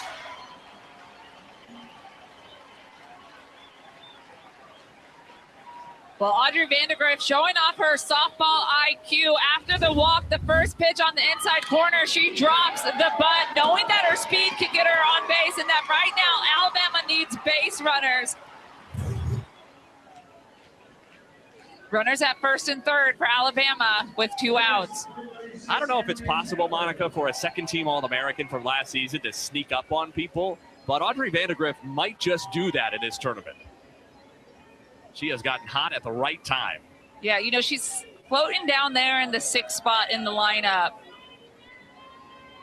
And it seems like she just still has the ability to surprise people. But she does it so well. She has the power, right? And then she drops the bunt. So it's just so fun to watch because she does 2 parts of the offensive game really, really well. 1 ball, no strikes on Ambry Taylor. Vandegrift on the run. Jennings throws only back to the circle. Not nearly as many steals for Vandegrift as her Alabama freshman record 50 a year ago, but she has that piece of her game still available. And Tanya Metters, the pitching coach for Upstate, out for a visit.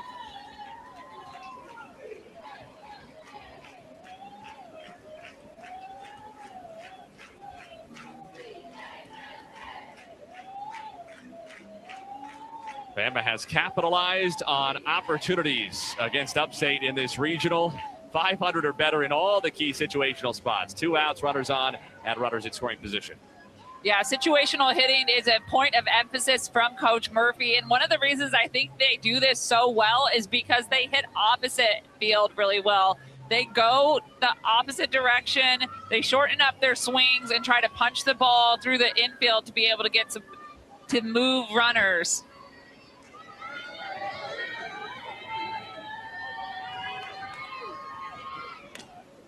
Foul ball, 2-1.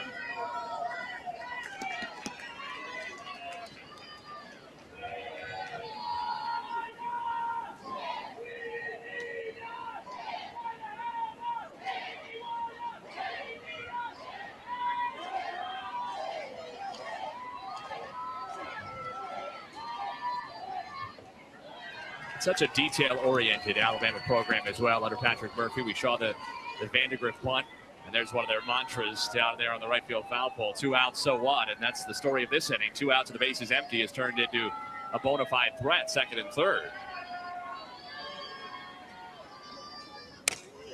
Off the end of the bat into right. Kardatsky there, and 2 stranded in scoring position for the Tide. Home fifth coming up. Upstate still without a base runner.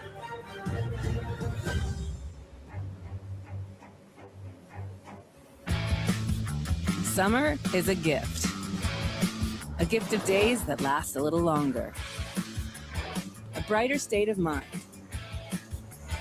So look out for these stickers and gift yourself a new Kia during the Kia Summer Sticker Sales event, where every SUV and sedan comes with a 10-year, 100,000-mile limited powertrain warranty. Get 0% APR for up to 48 months plus $750 retail bonus cash on specially tagged 2026 Sorento and Sportage vehicles. The place you call home is important to you, so it's important to Allstate. Home is where you make all your best memories. Backyard campouts, early morning coffees. Oh, left. Well, it's your yard now. Because it's not just the home we protect, it's all the memories you make there. Nice work, you two. Come on, buddy. If it's important to you, it's important to us. You're in good hands with Allstate. Good boy.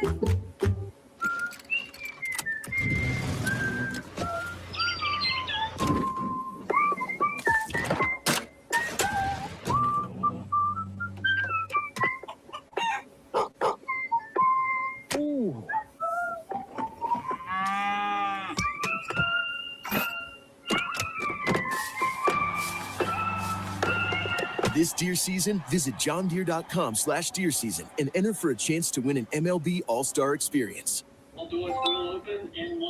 No, I'm not going. Yes. Just say yes. Why not? Sleep. When you're my age.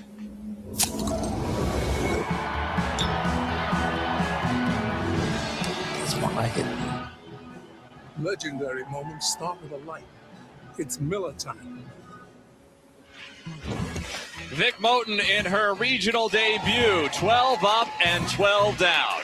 Yeah, Vic Moten throwing up a lot of zeros out there, dominating this Upstate team with the drop ball, the rise ball, and doing a little bit of defense that surprised everyone and fired everyone up. Vic Moten pitching an absolute gem right now, if you know what I mean. That would have been the first hit. That highlight we showed you by Talia Thomas with a high bounding ball back to the circle starting the fourth inning. Vic Moten saved it herself. Alec Christopher fouls away the first pitch. 4, 5, and 6 getting their second chances here for Upstate. And Vic working into a fifth inning with Punch Moten looking on from somewhere in the Bama dugout. Watching Mom with pride. Slow to second for Young. There is Punch. We're keeping him cool, too. He's got a lot of fur for a day like today. Yeah, look at him with the ice pack there. We might need to get him a hat. That's good sun safety, especially for a youngster like Punch. Sophia Kardatsky. She popped up to third her first time.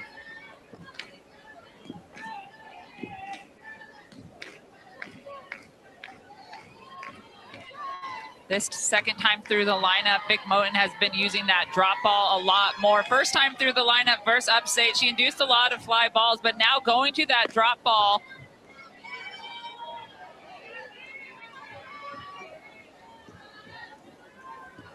She's done a good job just attacking the zone, being efficient.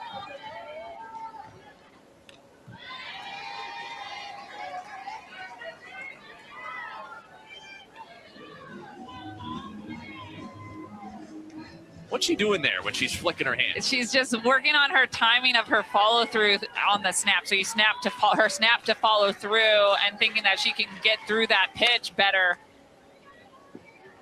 Sometimes the ball, once the ball's gone, your follow through and your finish is just as important on helping create that breaking point because of the force your arm creates behind the ball. Those are numbers that are a danger sign for anybody playing Alabama the rest of this postseason. 43 out of 60 pitches for strikes. Because command was an issue for Moten in the SEC tournament in Lexington, but she's thrown 72% strikes so far today. Yeah, you know, she sometimes throws the ball and it bounces. It's like she gets behind her hip a little bit, or the ball falls out of her hand a little bit early on her drop ball. But then what she's done today, she's come right back and thrown an immediate strike. To third, a foul ball, just narrowly. Alabama crowd cheering for the out on a good play by Taylor, but Robert Guest, our home plate umpire, saw it wide of the chalk.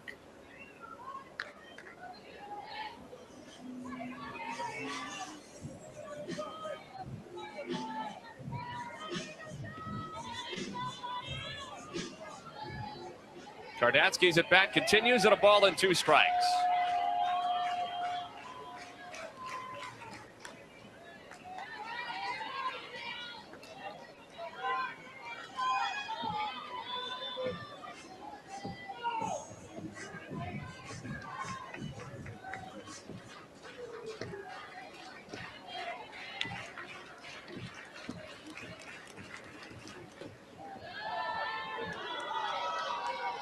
Alabama's gone 1 pitcher per game in this regional. Palazzi in game 1 against Upstate, Brisky against Belmont. Now Moten's first chance. High chopper to Young. 2 down.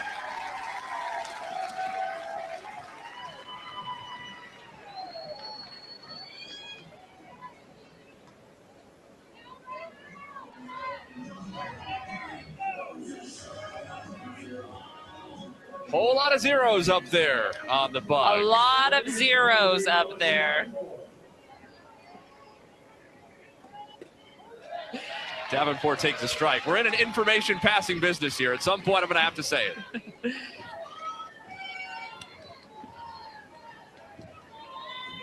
Davenport had a pop up to third her first time. And she's down 0-2. Yeah, I like this. After Kardatsky kind of went deep in the count, made Moten throw a lot of pitches, Moten comes right back and goes 0-2 right away.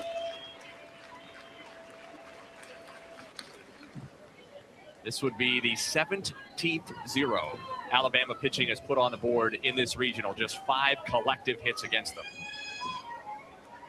4 of them by Upstate in game 1 Friday, just 1 against Brisky off Belmont Bruin bats yesterday.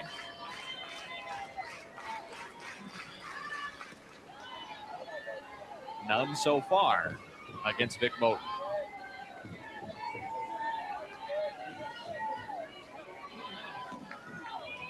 Following Jocelyn Brisky's lead after she started 16 up, 16 down against Belmont. Palazzi put up 5 zeros. Hard hit to third. It's off the glove of Taylor and the first base runner for Upstate. Where was Taylor playing? Look just behind the bag, which opens up the possibility this could go as an error. If she was inside the bag, a hard hit ball goes as a hit. That's close.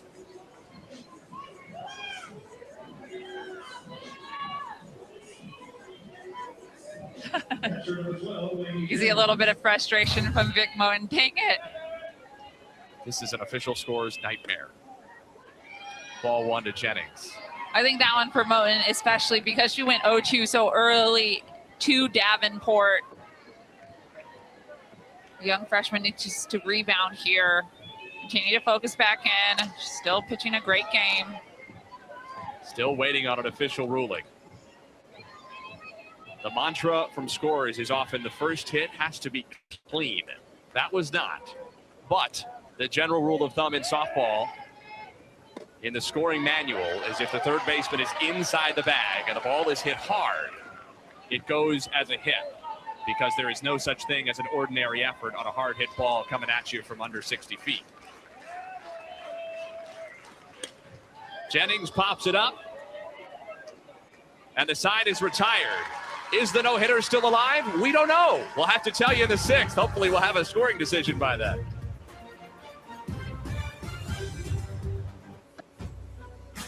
There are no shortcuts on the road to success.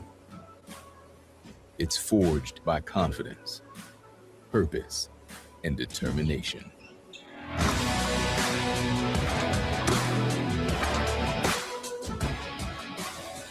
Everyone has potential. Few have the power to unlock it. The University of Alabama, where legends are made. Summer is a gift. A gift of days that last a little longer. A brighter state of mind. So look out for these stickers and gift yourself a new Kia during the Kia Summer Sticker Sales Event, where every SUV and sedan comes with a 10-year, 100,000-mile limited powertrain warranty. Get 0% APR for up to 48 months, plus $750 retail bonus cash on specially tagged 2026 Sorento and Sportage vehicles. Protecting what you care about is important to you, so it's important to Allstate. That's why we have a plan to protect just about anything, like this car, and this awesome bike. The stuff in that apartment you're renting, it's protected. This golf cart, it's protected. Hey, don't worry, that phone's protected too. Protection for just about every part of life, no matter what kind of life you have. If it's important to you, it's important to us. You're in good hands with Allstate. Good boy. For over 60 years, Get those rims. Armor All has kept cars clean. You're doing so good. From one generation to the next. Nice. Armor All, trusted for over 60 years. Good job. Spending ad dollars on leads that don't lead to revenue, that's like blowing budget on furniture that's all flair, no function. Instead, get the highest return on ad spend of major ad networks. Cut the bull spend. Advertise on LinkedIn.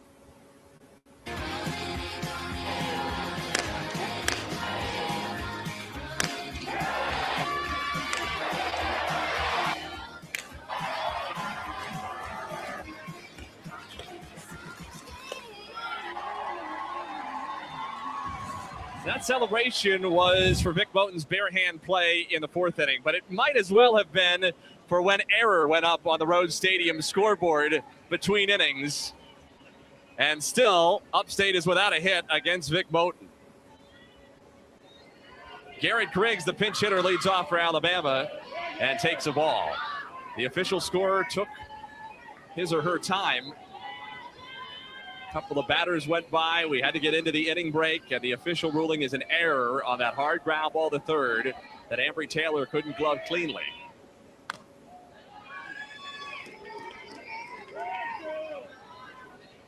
So maybe Vic owes a gift basket upstairs. Maybe Punch Moten owes a fist bump.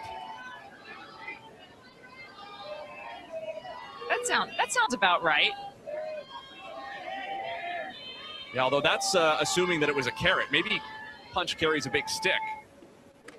And he had a little word up there. Said, you know what to do. He is Punch, after all. Punch. For punch out, maybe? I like that. Should have asked him what his last name. Well, we're assuming his last name is Moten, I guess. Briggs into left center. Thomas with a leaping snare. Wow, Talia Thomas making a great play out in left center field, playing over in the shift, making the leaping over the shoulder grab and able to stay on her feet.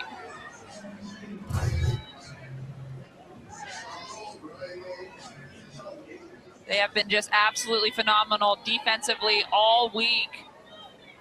That is all part of the reason how they got to this championship game is their defense, creating so much momentum for them.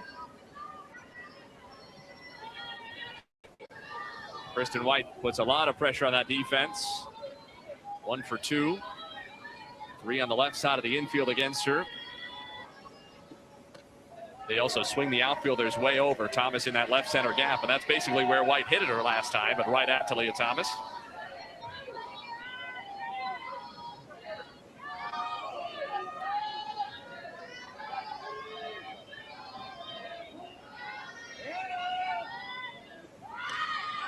Three balls and no strikes. Not the kind of hitter Ashlyn Brown would like to walk. In the number 9 spot, and Kristen White can flat out fly. Yeah, you never want to walk the number 9 hitter, or especially when they're a slapper and have good speed.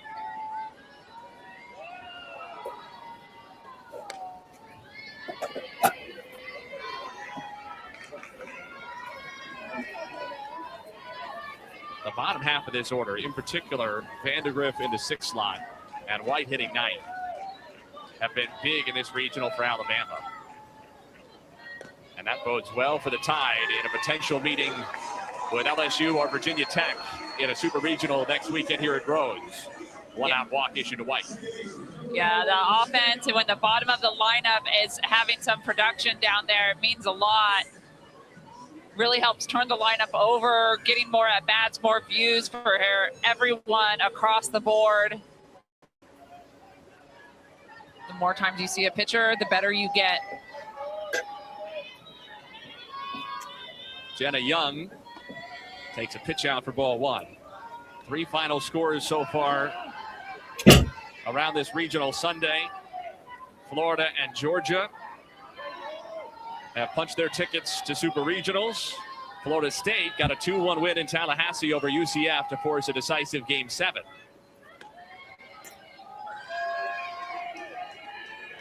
Texas is up big on Baylor, 6th inning of that game over on ESPN. They're 5 outs away from becoming the 3rd SEC team in the Supers.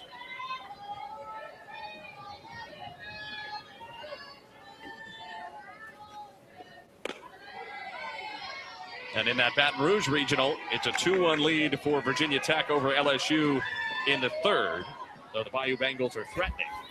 If LSU wins that game, they will advance to Supers. If Virginia Tech does, there will be a 7th game down in Louisiana. Yeah, Virginia Tech is a team that has gotten hot in the latter half of the season. They had an excellent showing in the ACC tournament, making it all the way to the ACC championship game. Ultimately falling to Florida State in the final. 2-2. Don't forget as well, after us here on SEC Network, Oklahoma trying to clinch a regional against Michigan.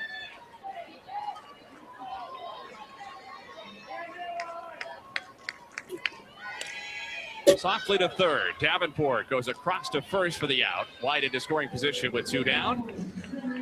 And if you're thinking, you guys have talked about a lot of different games. How do I keep up with all of them? Well, don't miss a minute of the action for the NCAA softball regionals. If you go to the 7 Innings live show on the ESPN app, we'll take you to the best live action. You can see every game and every big moment on the road to the Women's College World Series. Now Brooke Wells, who hit her 23rd home run of the season earlier. To right center, in the gap and to the wall. White jogs in to score. A second extra base hit. A third RBI today for Brooke Wells.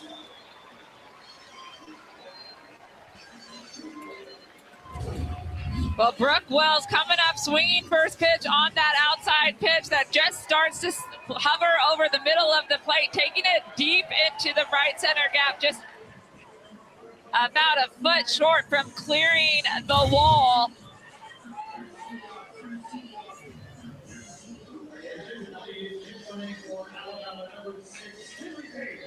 Kinley Pate takes over at second base.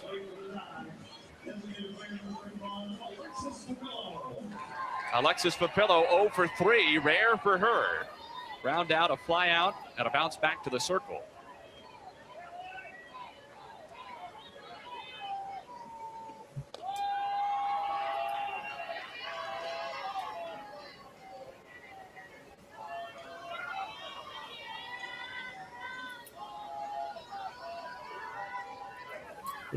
Looks like Alabama's got this one in hand. Sorry I wasn't in here most of the game. Alabama up 6-0. I see a bunch of people have actually came in here. Corrections 101 was in here for a short time. He had to go to his son's high school graduation. Going to check in later. Congratulations Vic on the Bowden graduation. scheduled to come back to the circle in just one Wilson out. Lee says this game's in the bag, brother. Don't never say that. Now, that's what Ole Miss pulled last night. Ole Miss was up 8-0 Error charge and to let Ambry Texas Taylor. Tech come back and beat them in the Upstate last still does inning. not have a So hit it's through never in the 5. bag in softball or baseball, Russell. I Am Sooner says, hey, y'all, looks like Bama's rolling. This is good. As That's though right. this Two Rhodes Crimson House crowd Nations needed any more incentive winning to again, stay in their shutting seats. people out. Whether they get this shit out or not remains to be seen. Well, but so anytime far, a so pitcher good. is throwing a So I good appreciate game, all it's y'all always being fun here. to We're watch going them to the have Oklahoma success in game the circle. after this game is over, which 2 balls should and no hopefully strikes. be shortly if there's not any craziness like last night.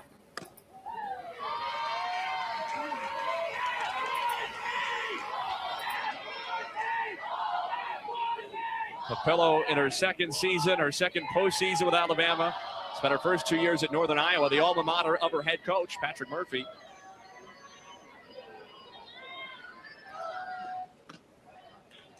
Ball forward to Papillo, 2 on for the cleanup spot in the Tide lineup. If Alabama wins, it'll be a super regional weekend here at Rhodes with a winner of the Baton Rouge Regional. LSU, the 2-0 team going into the regional final. Virginia Tech had that early lead over on ESPN Plus in their first game today.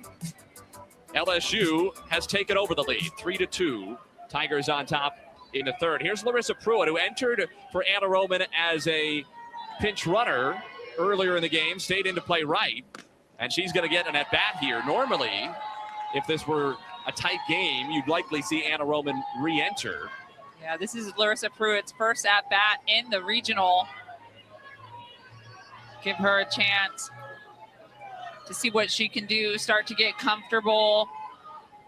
You never know who you need down the road in supers or who the hero could be. Obviously, they still have to finish this game first. 2 on, 2 out. A home state kid, Larissa Pruitt, in her senior season in the box for the Tide.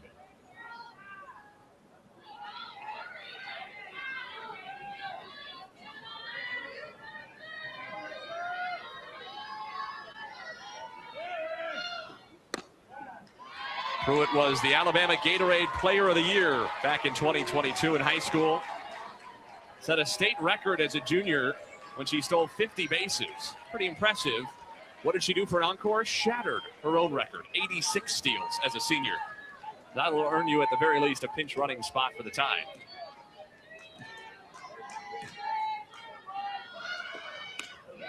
Ball 4, bases loaded.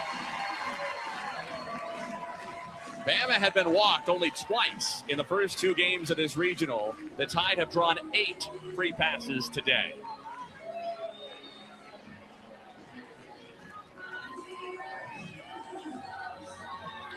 Yeah, they're with those free passes, they're showing a lot of discipline at the plate, waiting for good pitches that they know that they can drive. This has been a big adjustment that they've made off of Ashlyn Brown.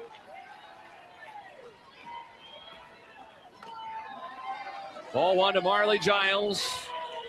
Another in-state senior from Clanton, Alabama, just 70 miles southeast of Tuscaloosa.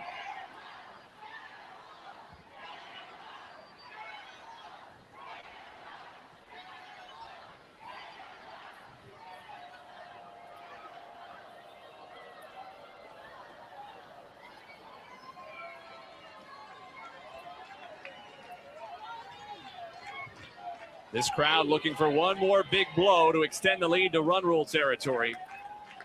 Marley Giles had the first blow in each of the first two games of this regional for the tie. Does she have the last one in her?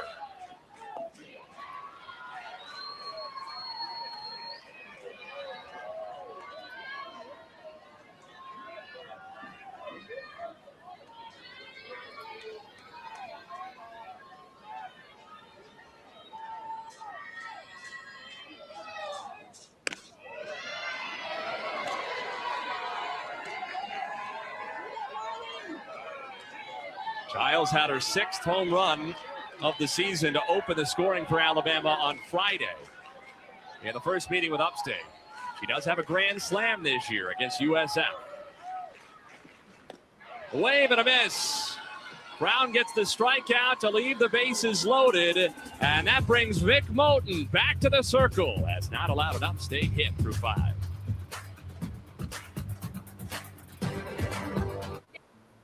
In the SEC, our football stadiums literally shake the earth, but our impact means so much more. More billions pumped into our state economies. More students from around the country and the globe attracted to SEC campuses, epicenters for teaching, research, and service. More medical pioneers, entrepreneurs, and international scholars. More Pulitzer and Nobel Prize winners. Once you learn how much more there is to our story, We're in commercial break over here in the Alabama feed. Just let y'all know when this game's over, we will Summer be is the carrying the gift. Oklahoma game. A gift of days that last a little They're longer. probably going to hold off on starting the game A brighter state to of about mind. 2:05. So look out for these stickers and gift yourself a new Kia during the Kia Summer Sticker Sales Event, where every SUV and sedan comes with a 10-year, 100,000-mile limited powertrain warranty. Get 0% Come hang APR out for with us. 48 months plus $750 Watch retail Oklahoma, bonus cash and Michigan, specially too. tagged 2026 Sorrento and Sportage vehicles. Like and subscribe too before you leave, please. It really helps. More than you know.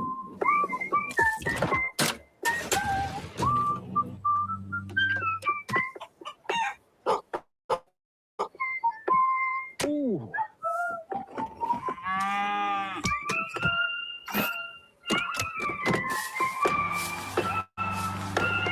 This deer season, visit johndeere.com/deer season and enter for a chance to win an MLB All-Star experience. With Wendy's new Biggie Deals, you can snack any way you want. Because I'm not just a bag, I'm one of 3 Biggie Deals you can choose from. Shotgun! Consider me a passenger princess. A Biggie Deal for any sized hunger, only at Wendy's.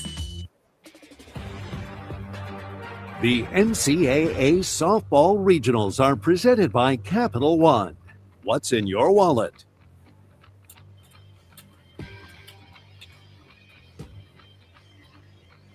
Vic Moten with 4 strikeouts. She has faced 16 Upstate batters. 1 has reached on an error. She has retired the other 15. Vic Mo has been absolutely great in the circle, doing it with her screwball, curve, a backdoor curve, a rise, and a drop. Making some good defensive plays behind her. Just 4 strikeouts, but inducing a lot of easy fly balls. A few ground balls as well, that her defense has been so solid behind her. Speaking of that defense, Bama trying to maximize it. Lauren Johnson is in to play left field. Larissa Pruitt has stayed in the game in right field, and Abby Dukeshire enters at first in place of Brooke Wells. Upstate will have 8, 9, and 1. Bernal, Johnson, and Thomas scheduled. Robert Guest, our plate umpire, was just clarifying all the changes defensively with Upstate to make sure everybody's lineup cards match. Forcing Vic Moten to stand out there in the circle for a little while. If she's going to get there, she will need to go all 7 innings.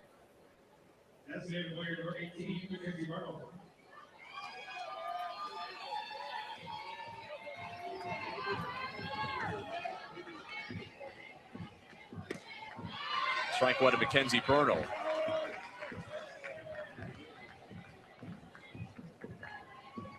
Wide out to right her first time.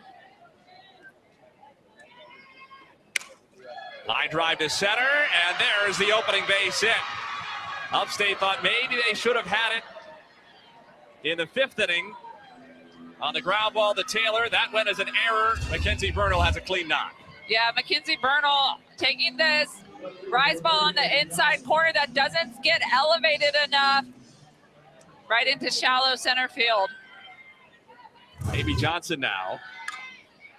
Bunts toward third. Taylor looked to second, throws to first for the out. 5-4 in the scorebook on the sacrifice. Almost a mirror image of yesterday when Jocelyn Brisky was perfect through 5 1/3 before the first Belmont hit. It wasn't perfection into the 6th for Moten, but a no-hitter. And it's broken up with nobody out in the 6th inning.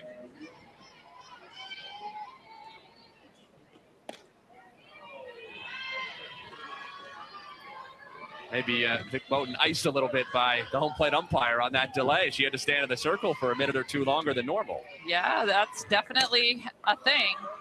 High hop to Taylor. Quick unload to beat the fleet-footed Thomas.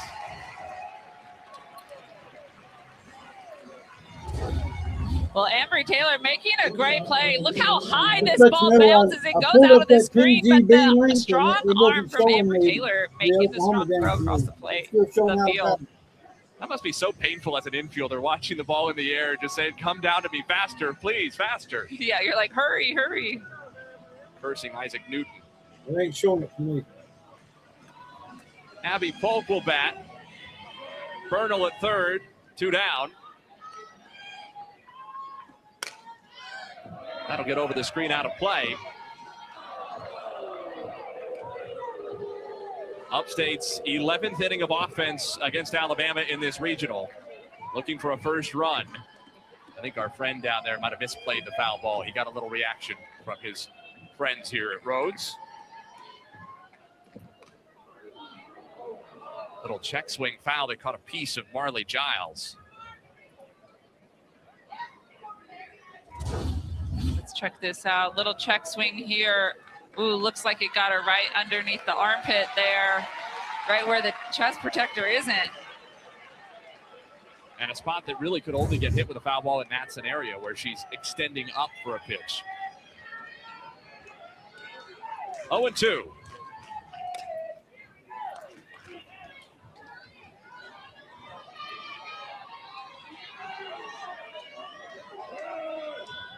Even after Brisky's perfect game was spoiled yesterday in the 6th, she was able to keep a one-hit shutout intact. Moten trying to do the same. Polk chases high. The ball gets away.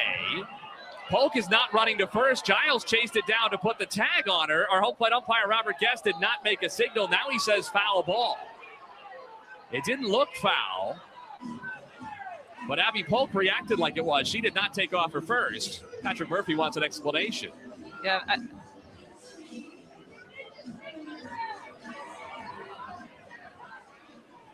You'd imagine Alabama's second challenge might be imminent here.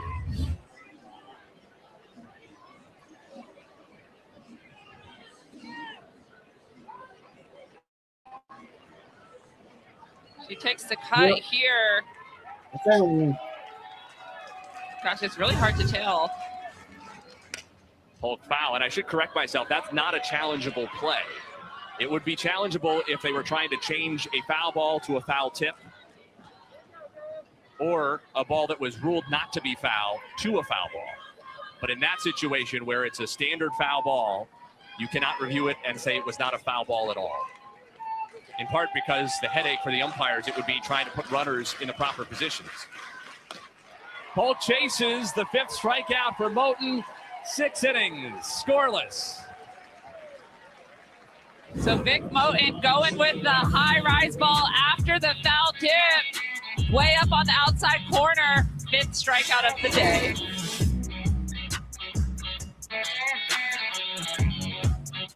Does anyone else hear that? Hear what? That's the best compliment I've ever gotten. Stay calm, Mr. Johnson. You're going to freak the kids out.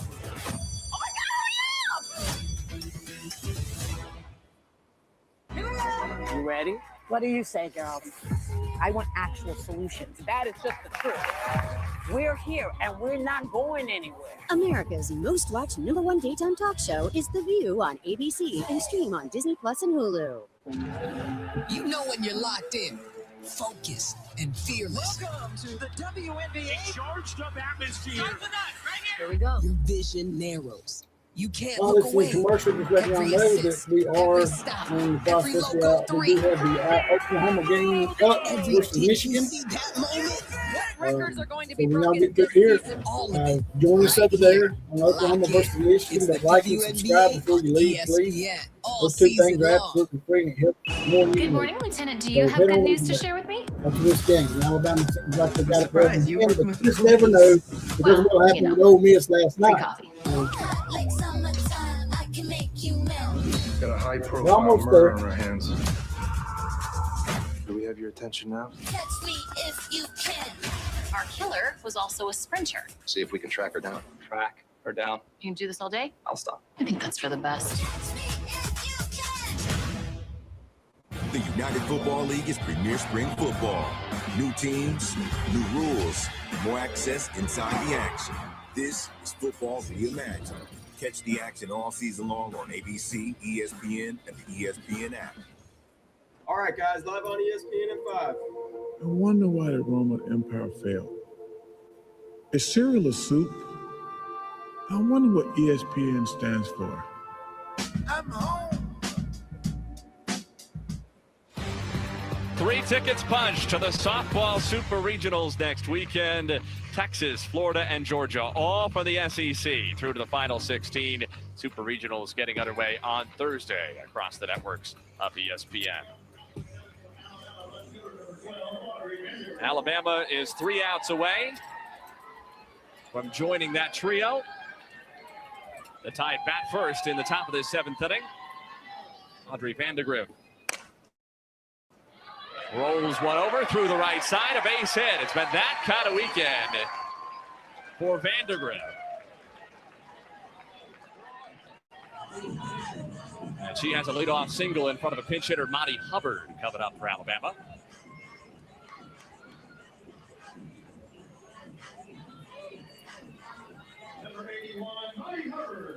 Hubbard got a chance earlier in this regional, pinch hit against Belmont. 0 for 1. Vandegrift now 3 out of 4 in the game with a homer. Her only out was a line out to second. Yes. Vandegrift is having an excellent regional tournament.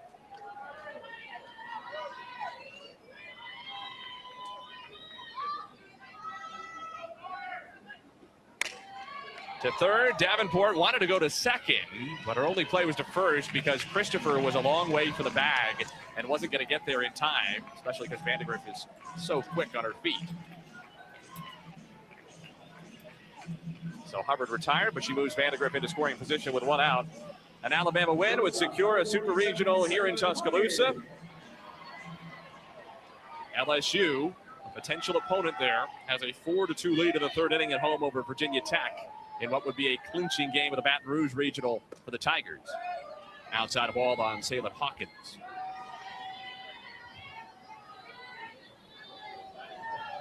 Arkansas leads 4-2 over South Florida in the 4th inning. Arkansas would also be clinching a Super Regional spot with that win. There's a scenario where the first 6 teams to qualify for Supers are all from the SEC. We have 3 already. Alabama, Arkansas, and LSU all leading in what would be clinching games.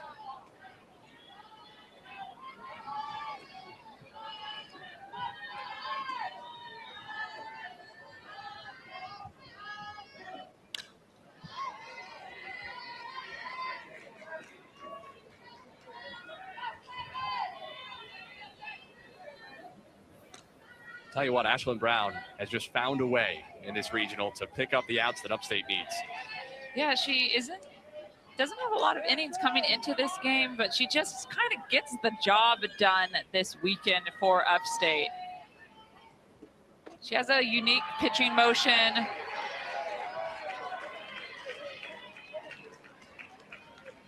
Keeps the ball somewhat low. 4 1/3 innings of 1-run ball today.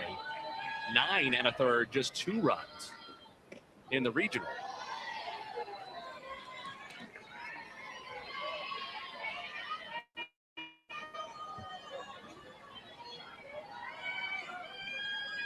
Hawkins is 0 for 2, a line out and a fielder's choice. Vandergriff at second, 1 out.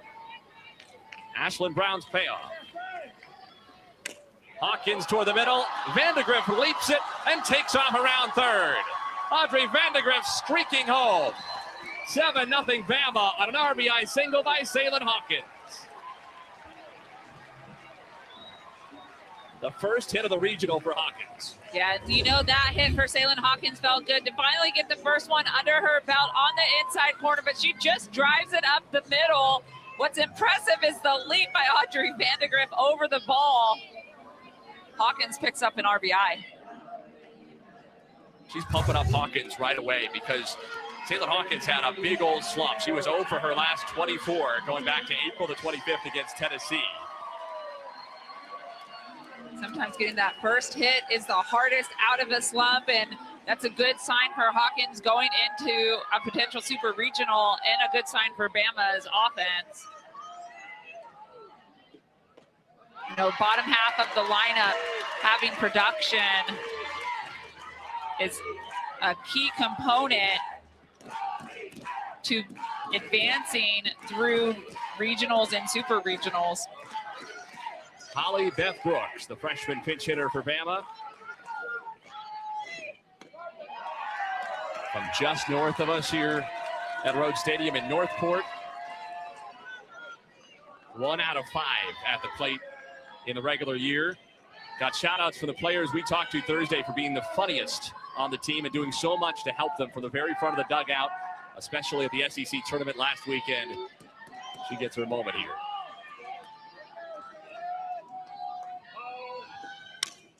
Toward the middle, Polk off a hop, second for 1, and a slide by Hawkins takes out Christopher.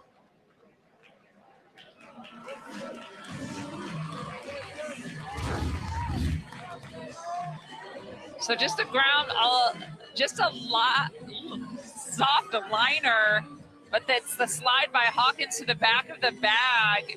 She just continues through and takes out Christopher, but she's okay. It's one of those moments we talked about it as you see White re-entering to run the bases earlier in this regional. Sometimes the mid and low major coaches not so used to video replay. In the SEC, that's a challenge on that slide 11 times out of 10. Yes, absolutely.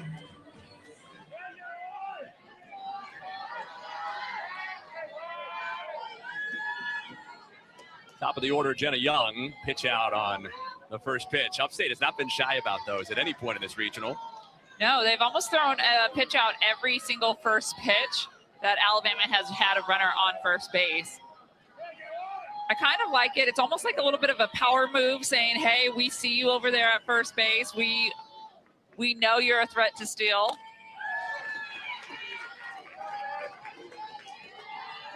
Saw it when they were facing the run-happy Southeastern Louisiana Lions as well yesterday.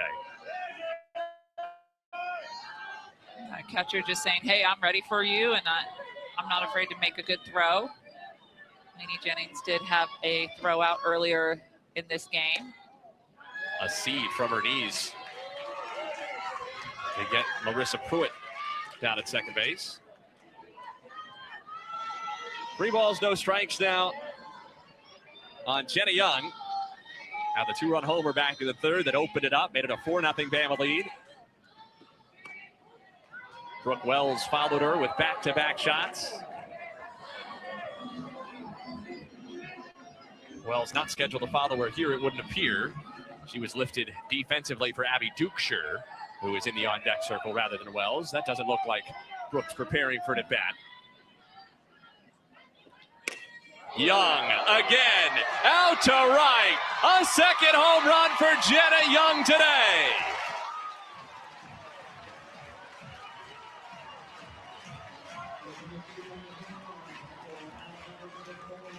Jenna Young, a multiple home run game on 2 different pitchers. Seeing the ball deep, getting her foot down and powering through that backside.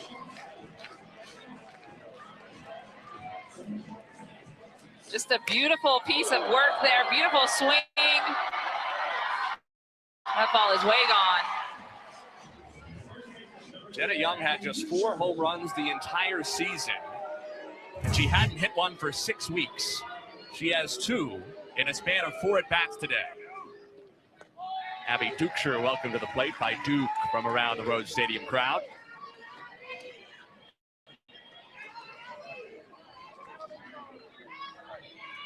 Freshman out of, rather senior, I should say, out of North Dakota.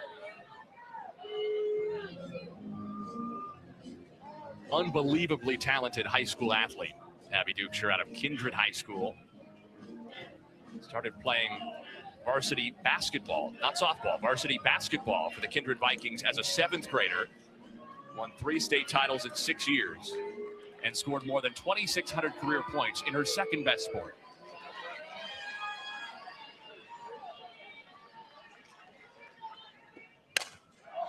Into center, Thomas with the catch. And that sends us to the bottom of the 7th. Last wrap for Upstate. A 1-hit shutout on the line for Vic Moten at the time.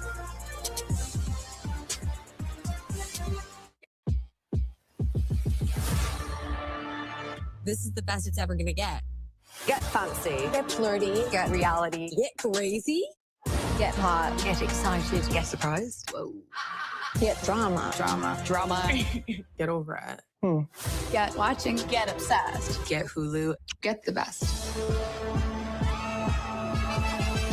Get real.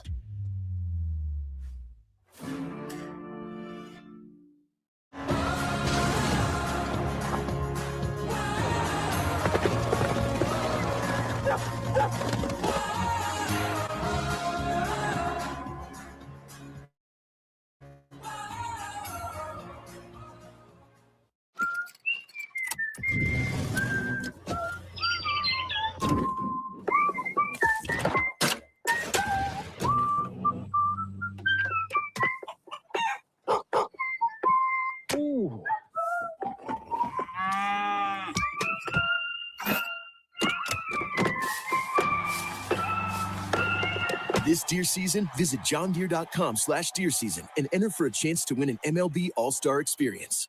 Lunch with the family just got way easier. With 3 biggie deals to choose from, everyone can get what they want. Hey, watch the braids.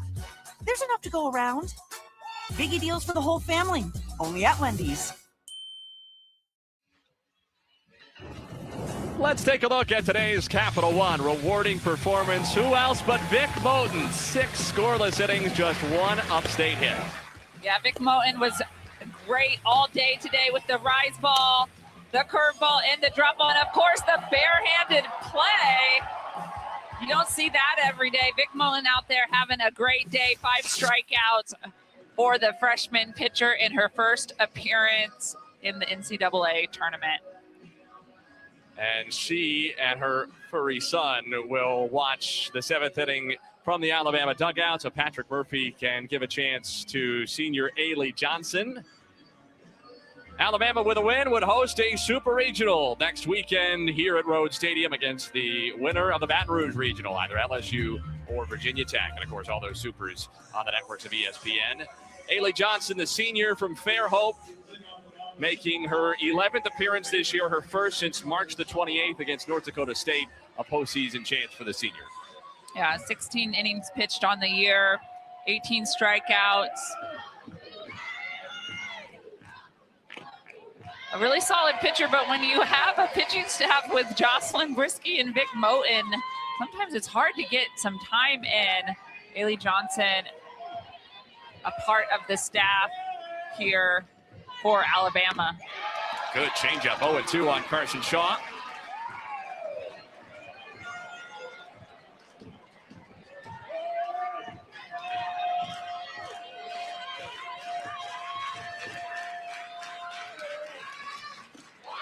And a 3-pitch strikeout for Ailey Johnson in her first outing in a month and a half.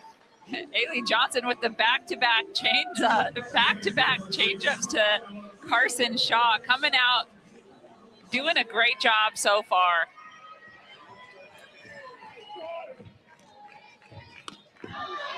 Ball one to Ella Christopher.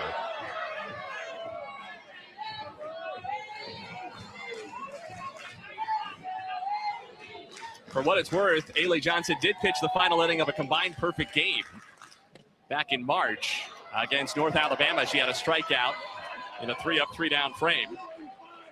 Here trying to finish a one-hit shutout after Vic Moten got the tie through the first 6 frames.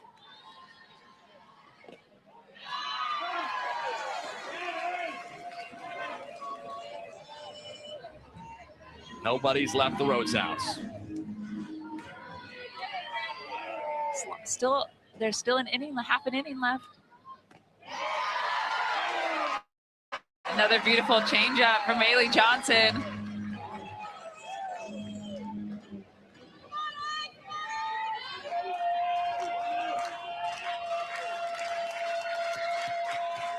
Two and two. Christopher to right field. Pruitt on the charge with a diving catch.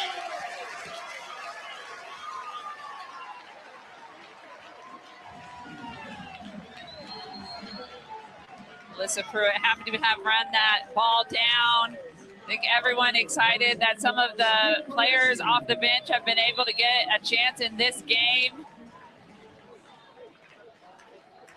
Alyssa Pruitt being one of them. Strike one to Sophia Kardatsky. Alabama an out away.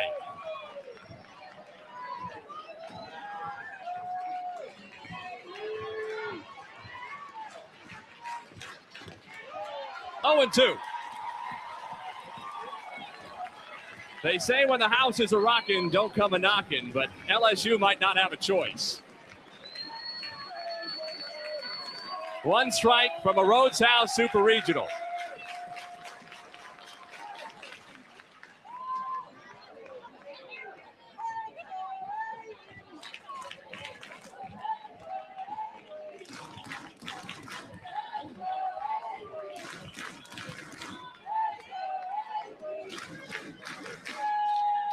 Let's go, Ailey, they say for the senior. Bama needs one more. Off the glove of a diving first baseman, Dukeshire, a foul ball, just narrowly.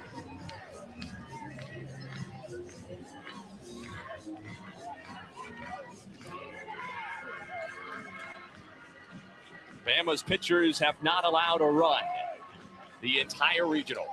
Just 6 hits against the Tide. Looking to get the last out here. To shortstop, Hawkins. Pulled down by Dukeshire, and the Crimson Tide do it in dominating fashion. A Rhodes House Super Regional coming right up. Alabama was absolutely phenomenal all tournament long. Upstate, the sweethearts of the tournament, making it to the championship game, but Alabama Crimson Tide advancing to their 20th Super Regional in program history. That's the most all-time in Division I. The winner of the Baton Rouge Regional, LSU or Virginia Tech, will be waiting for Alabama at the Roadhouse next weekend. For my partner, Monica Abbott, our producer, Ryan Pullum, director, Michael Ireland, our entire crew here in Tuscaloosa, Nate Gatter saying so long. Alabama 9, Upstate nothing, the final.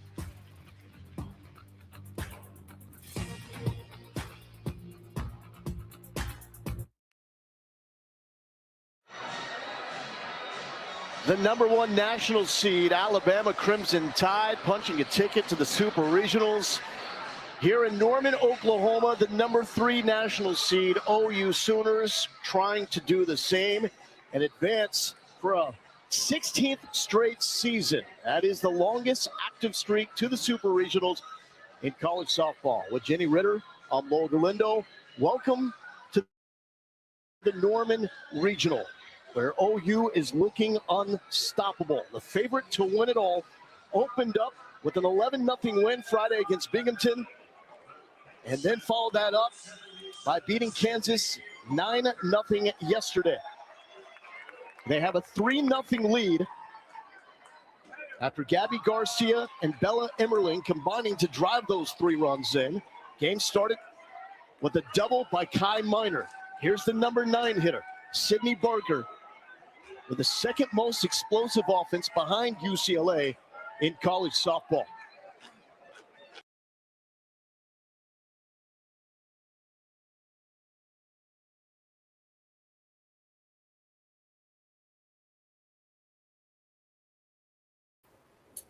I appreciate y'all joining us today for the Alabama and USC Upstate game. Roll Tide, Alabama won 9-0.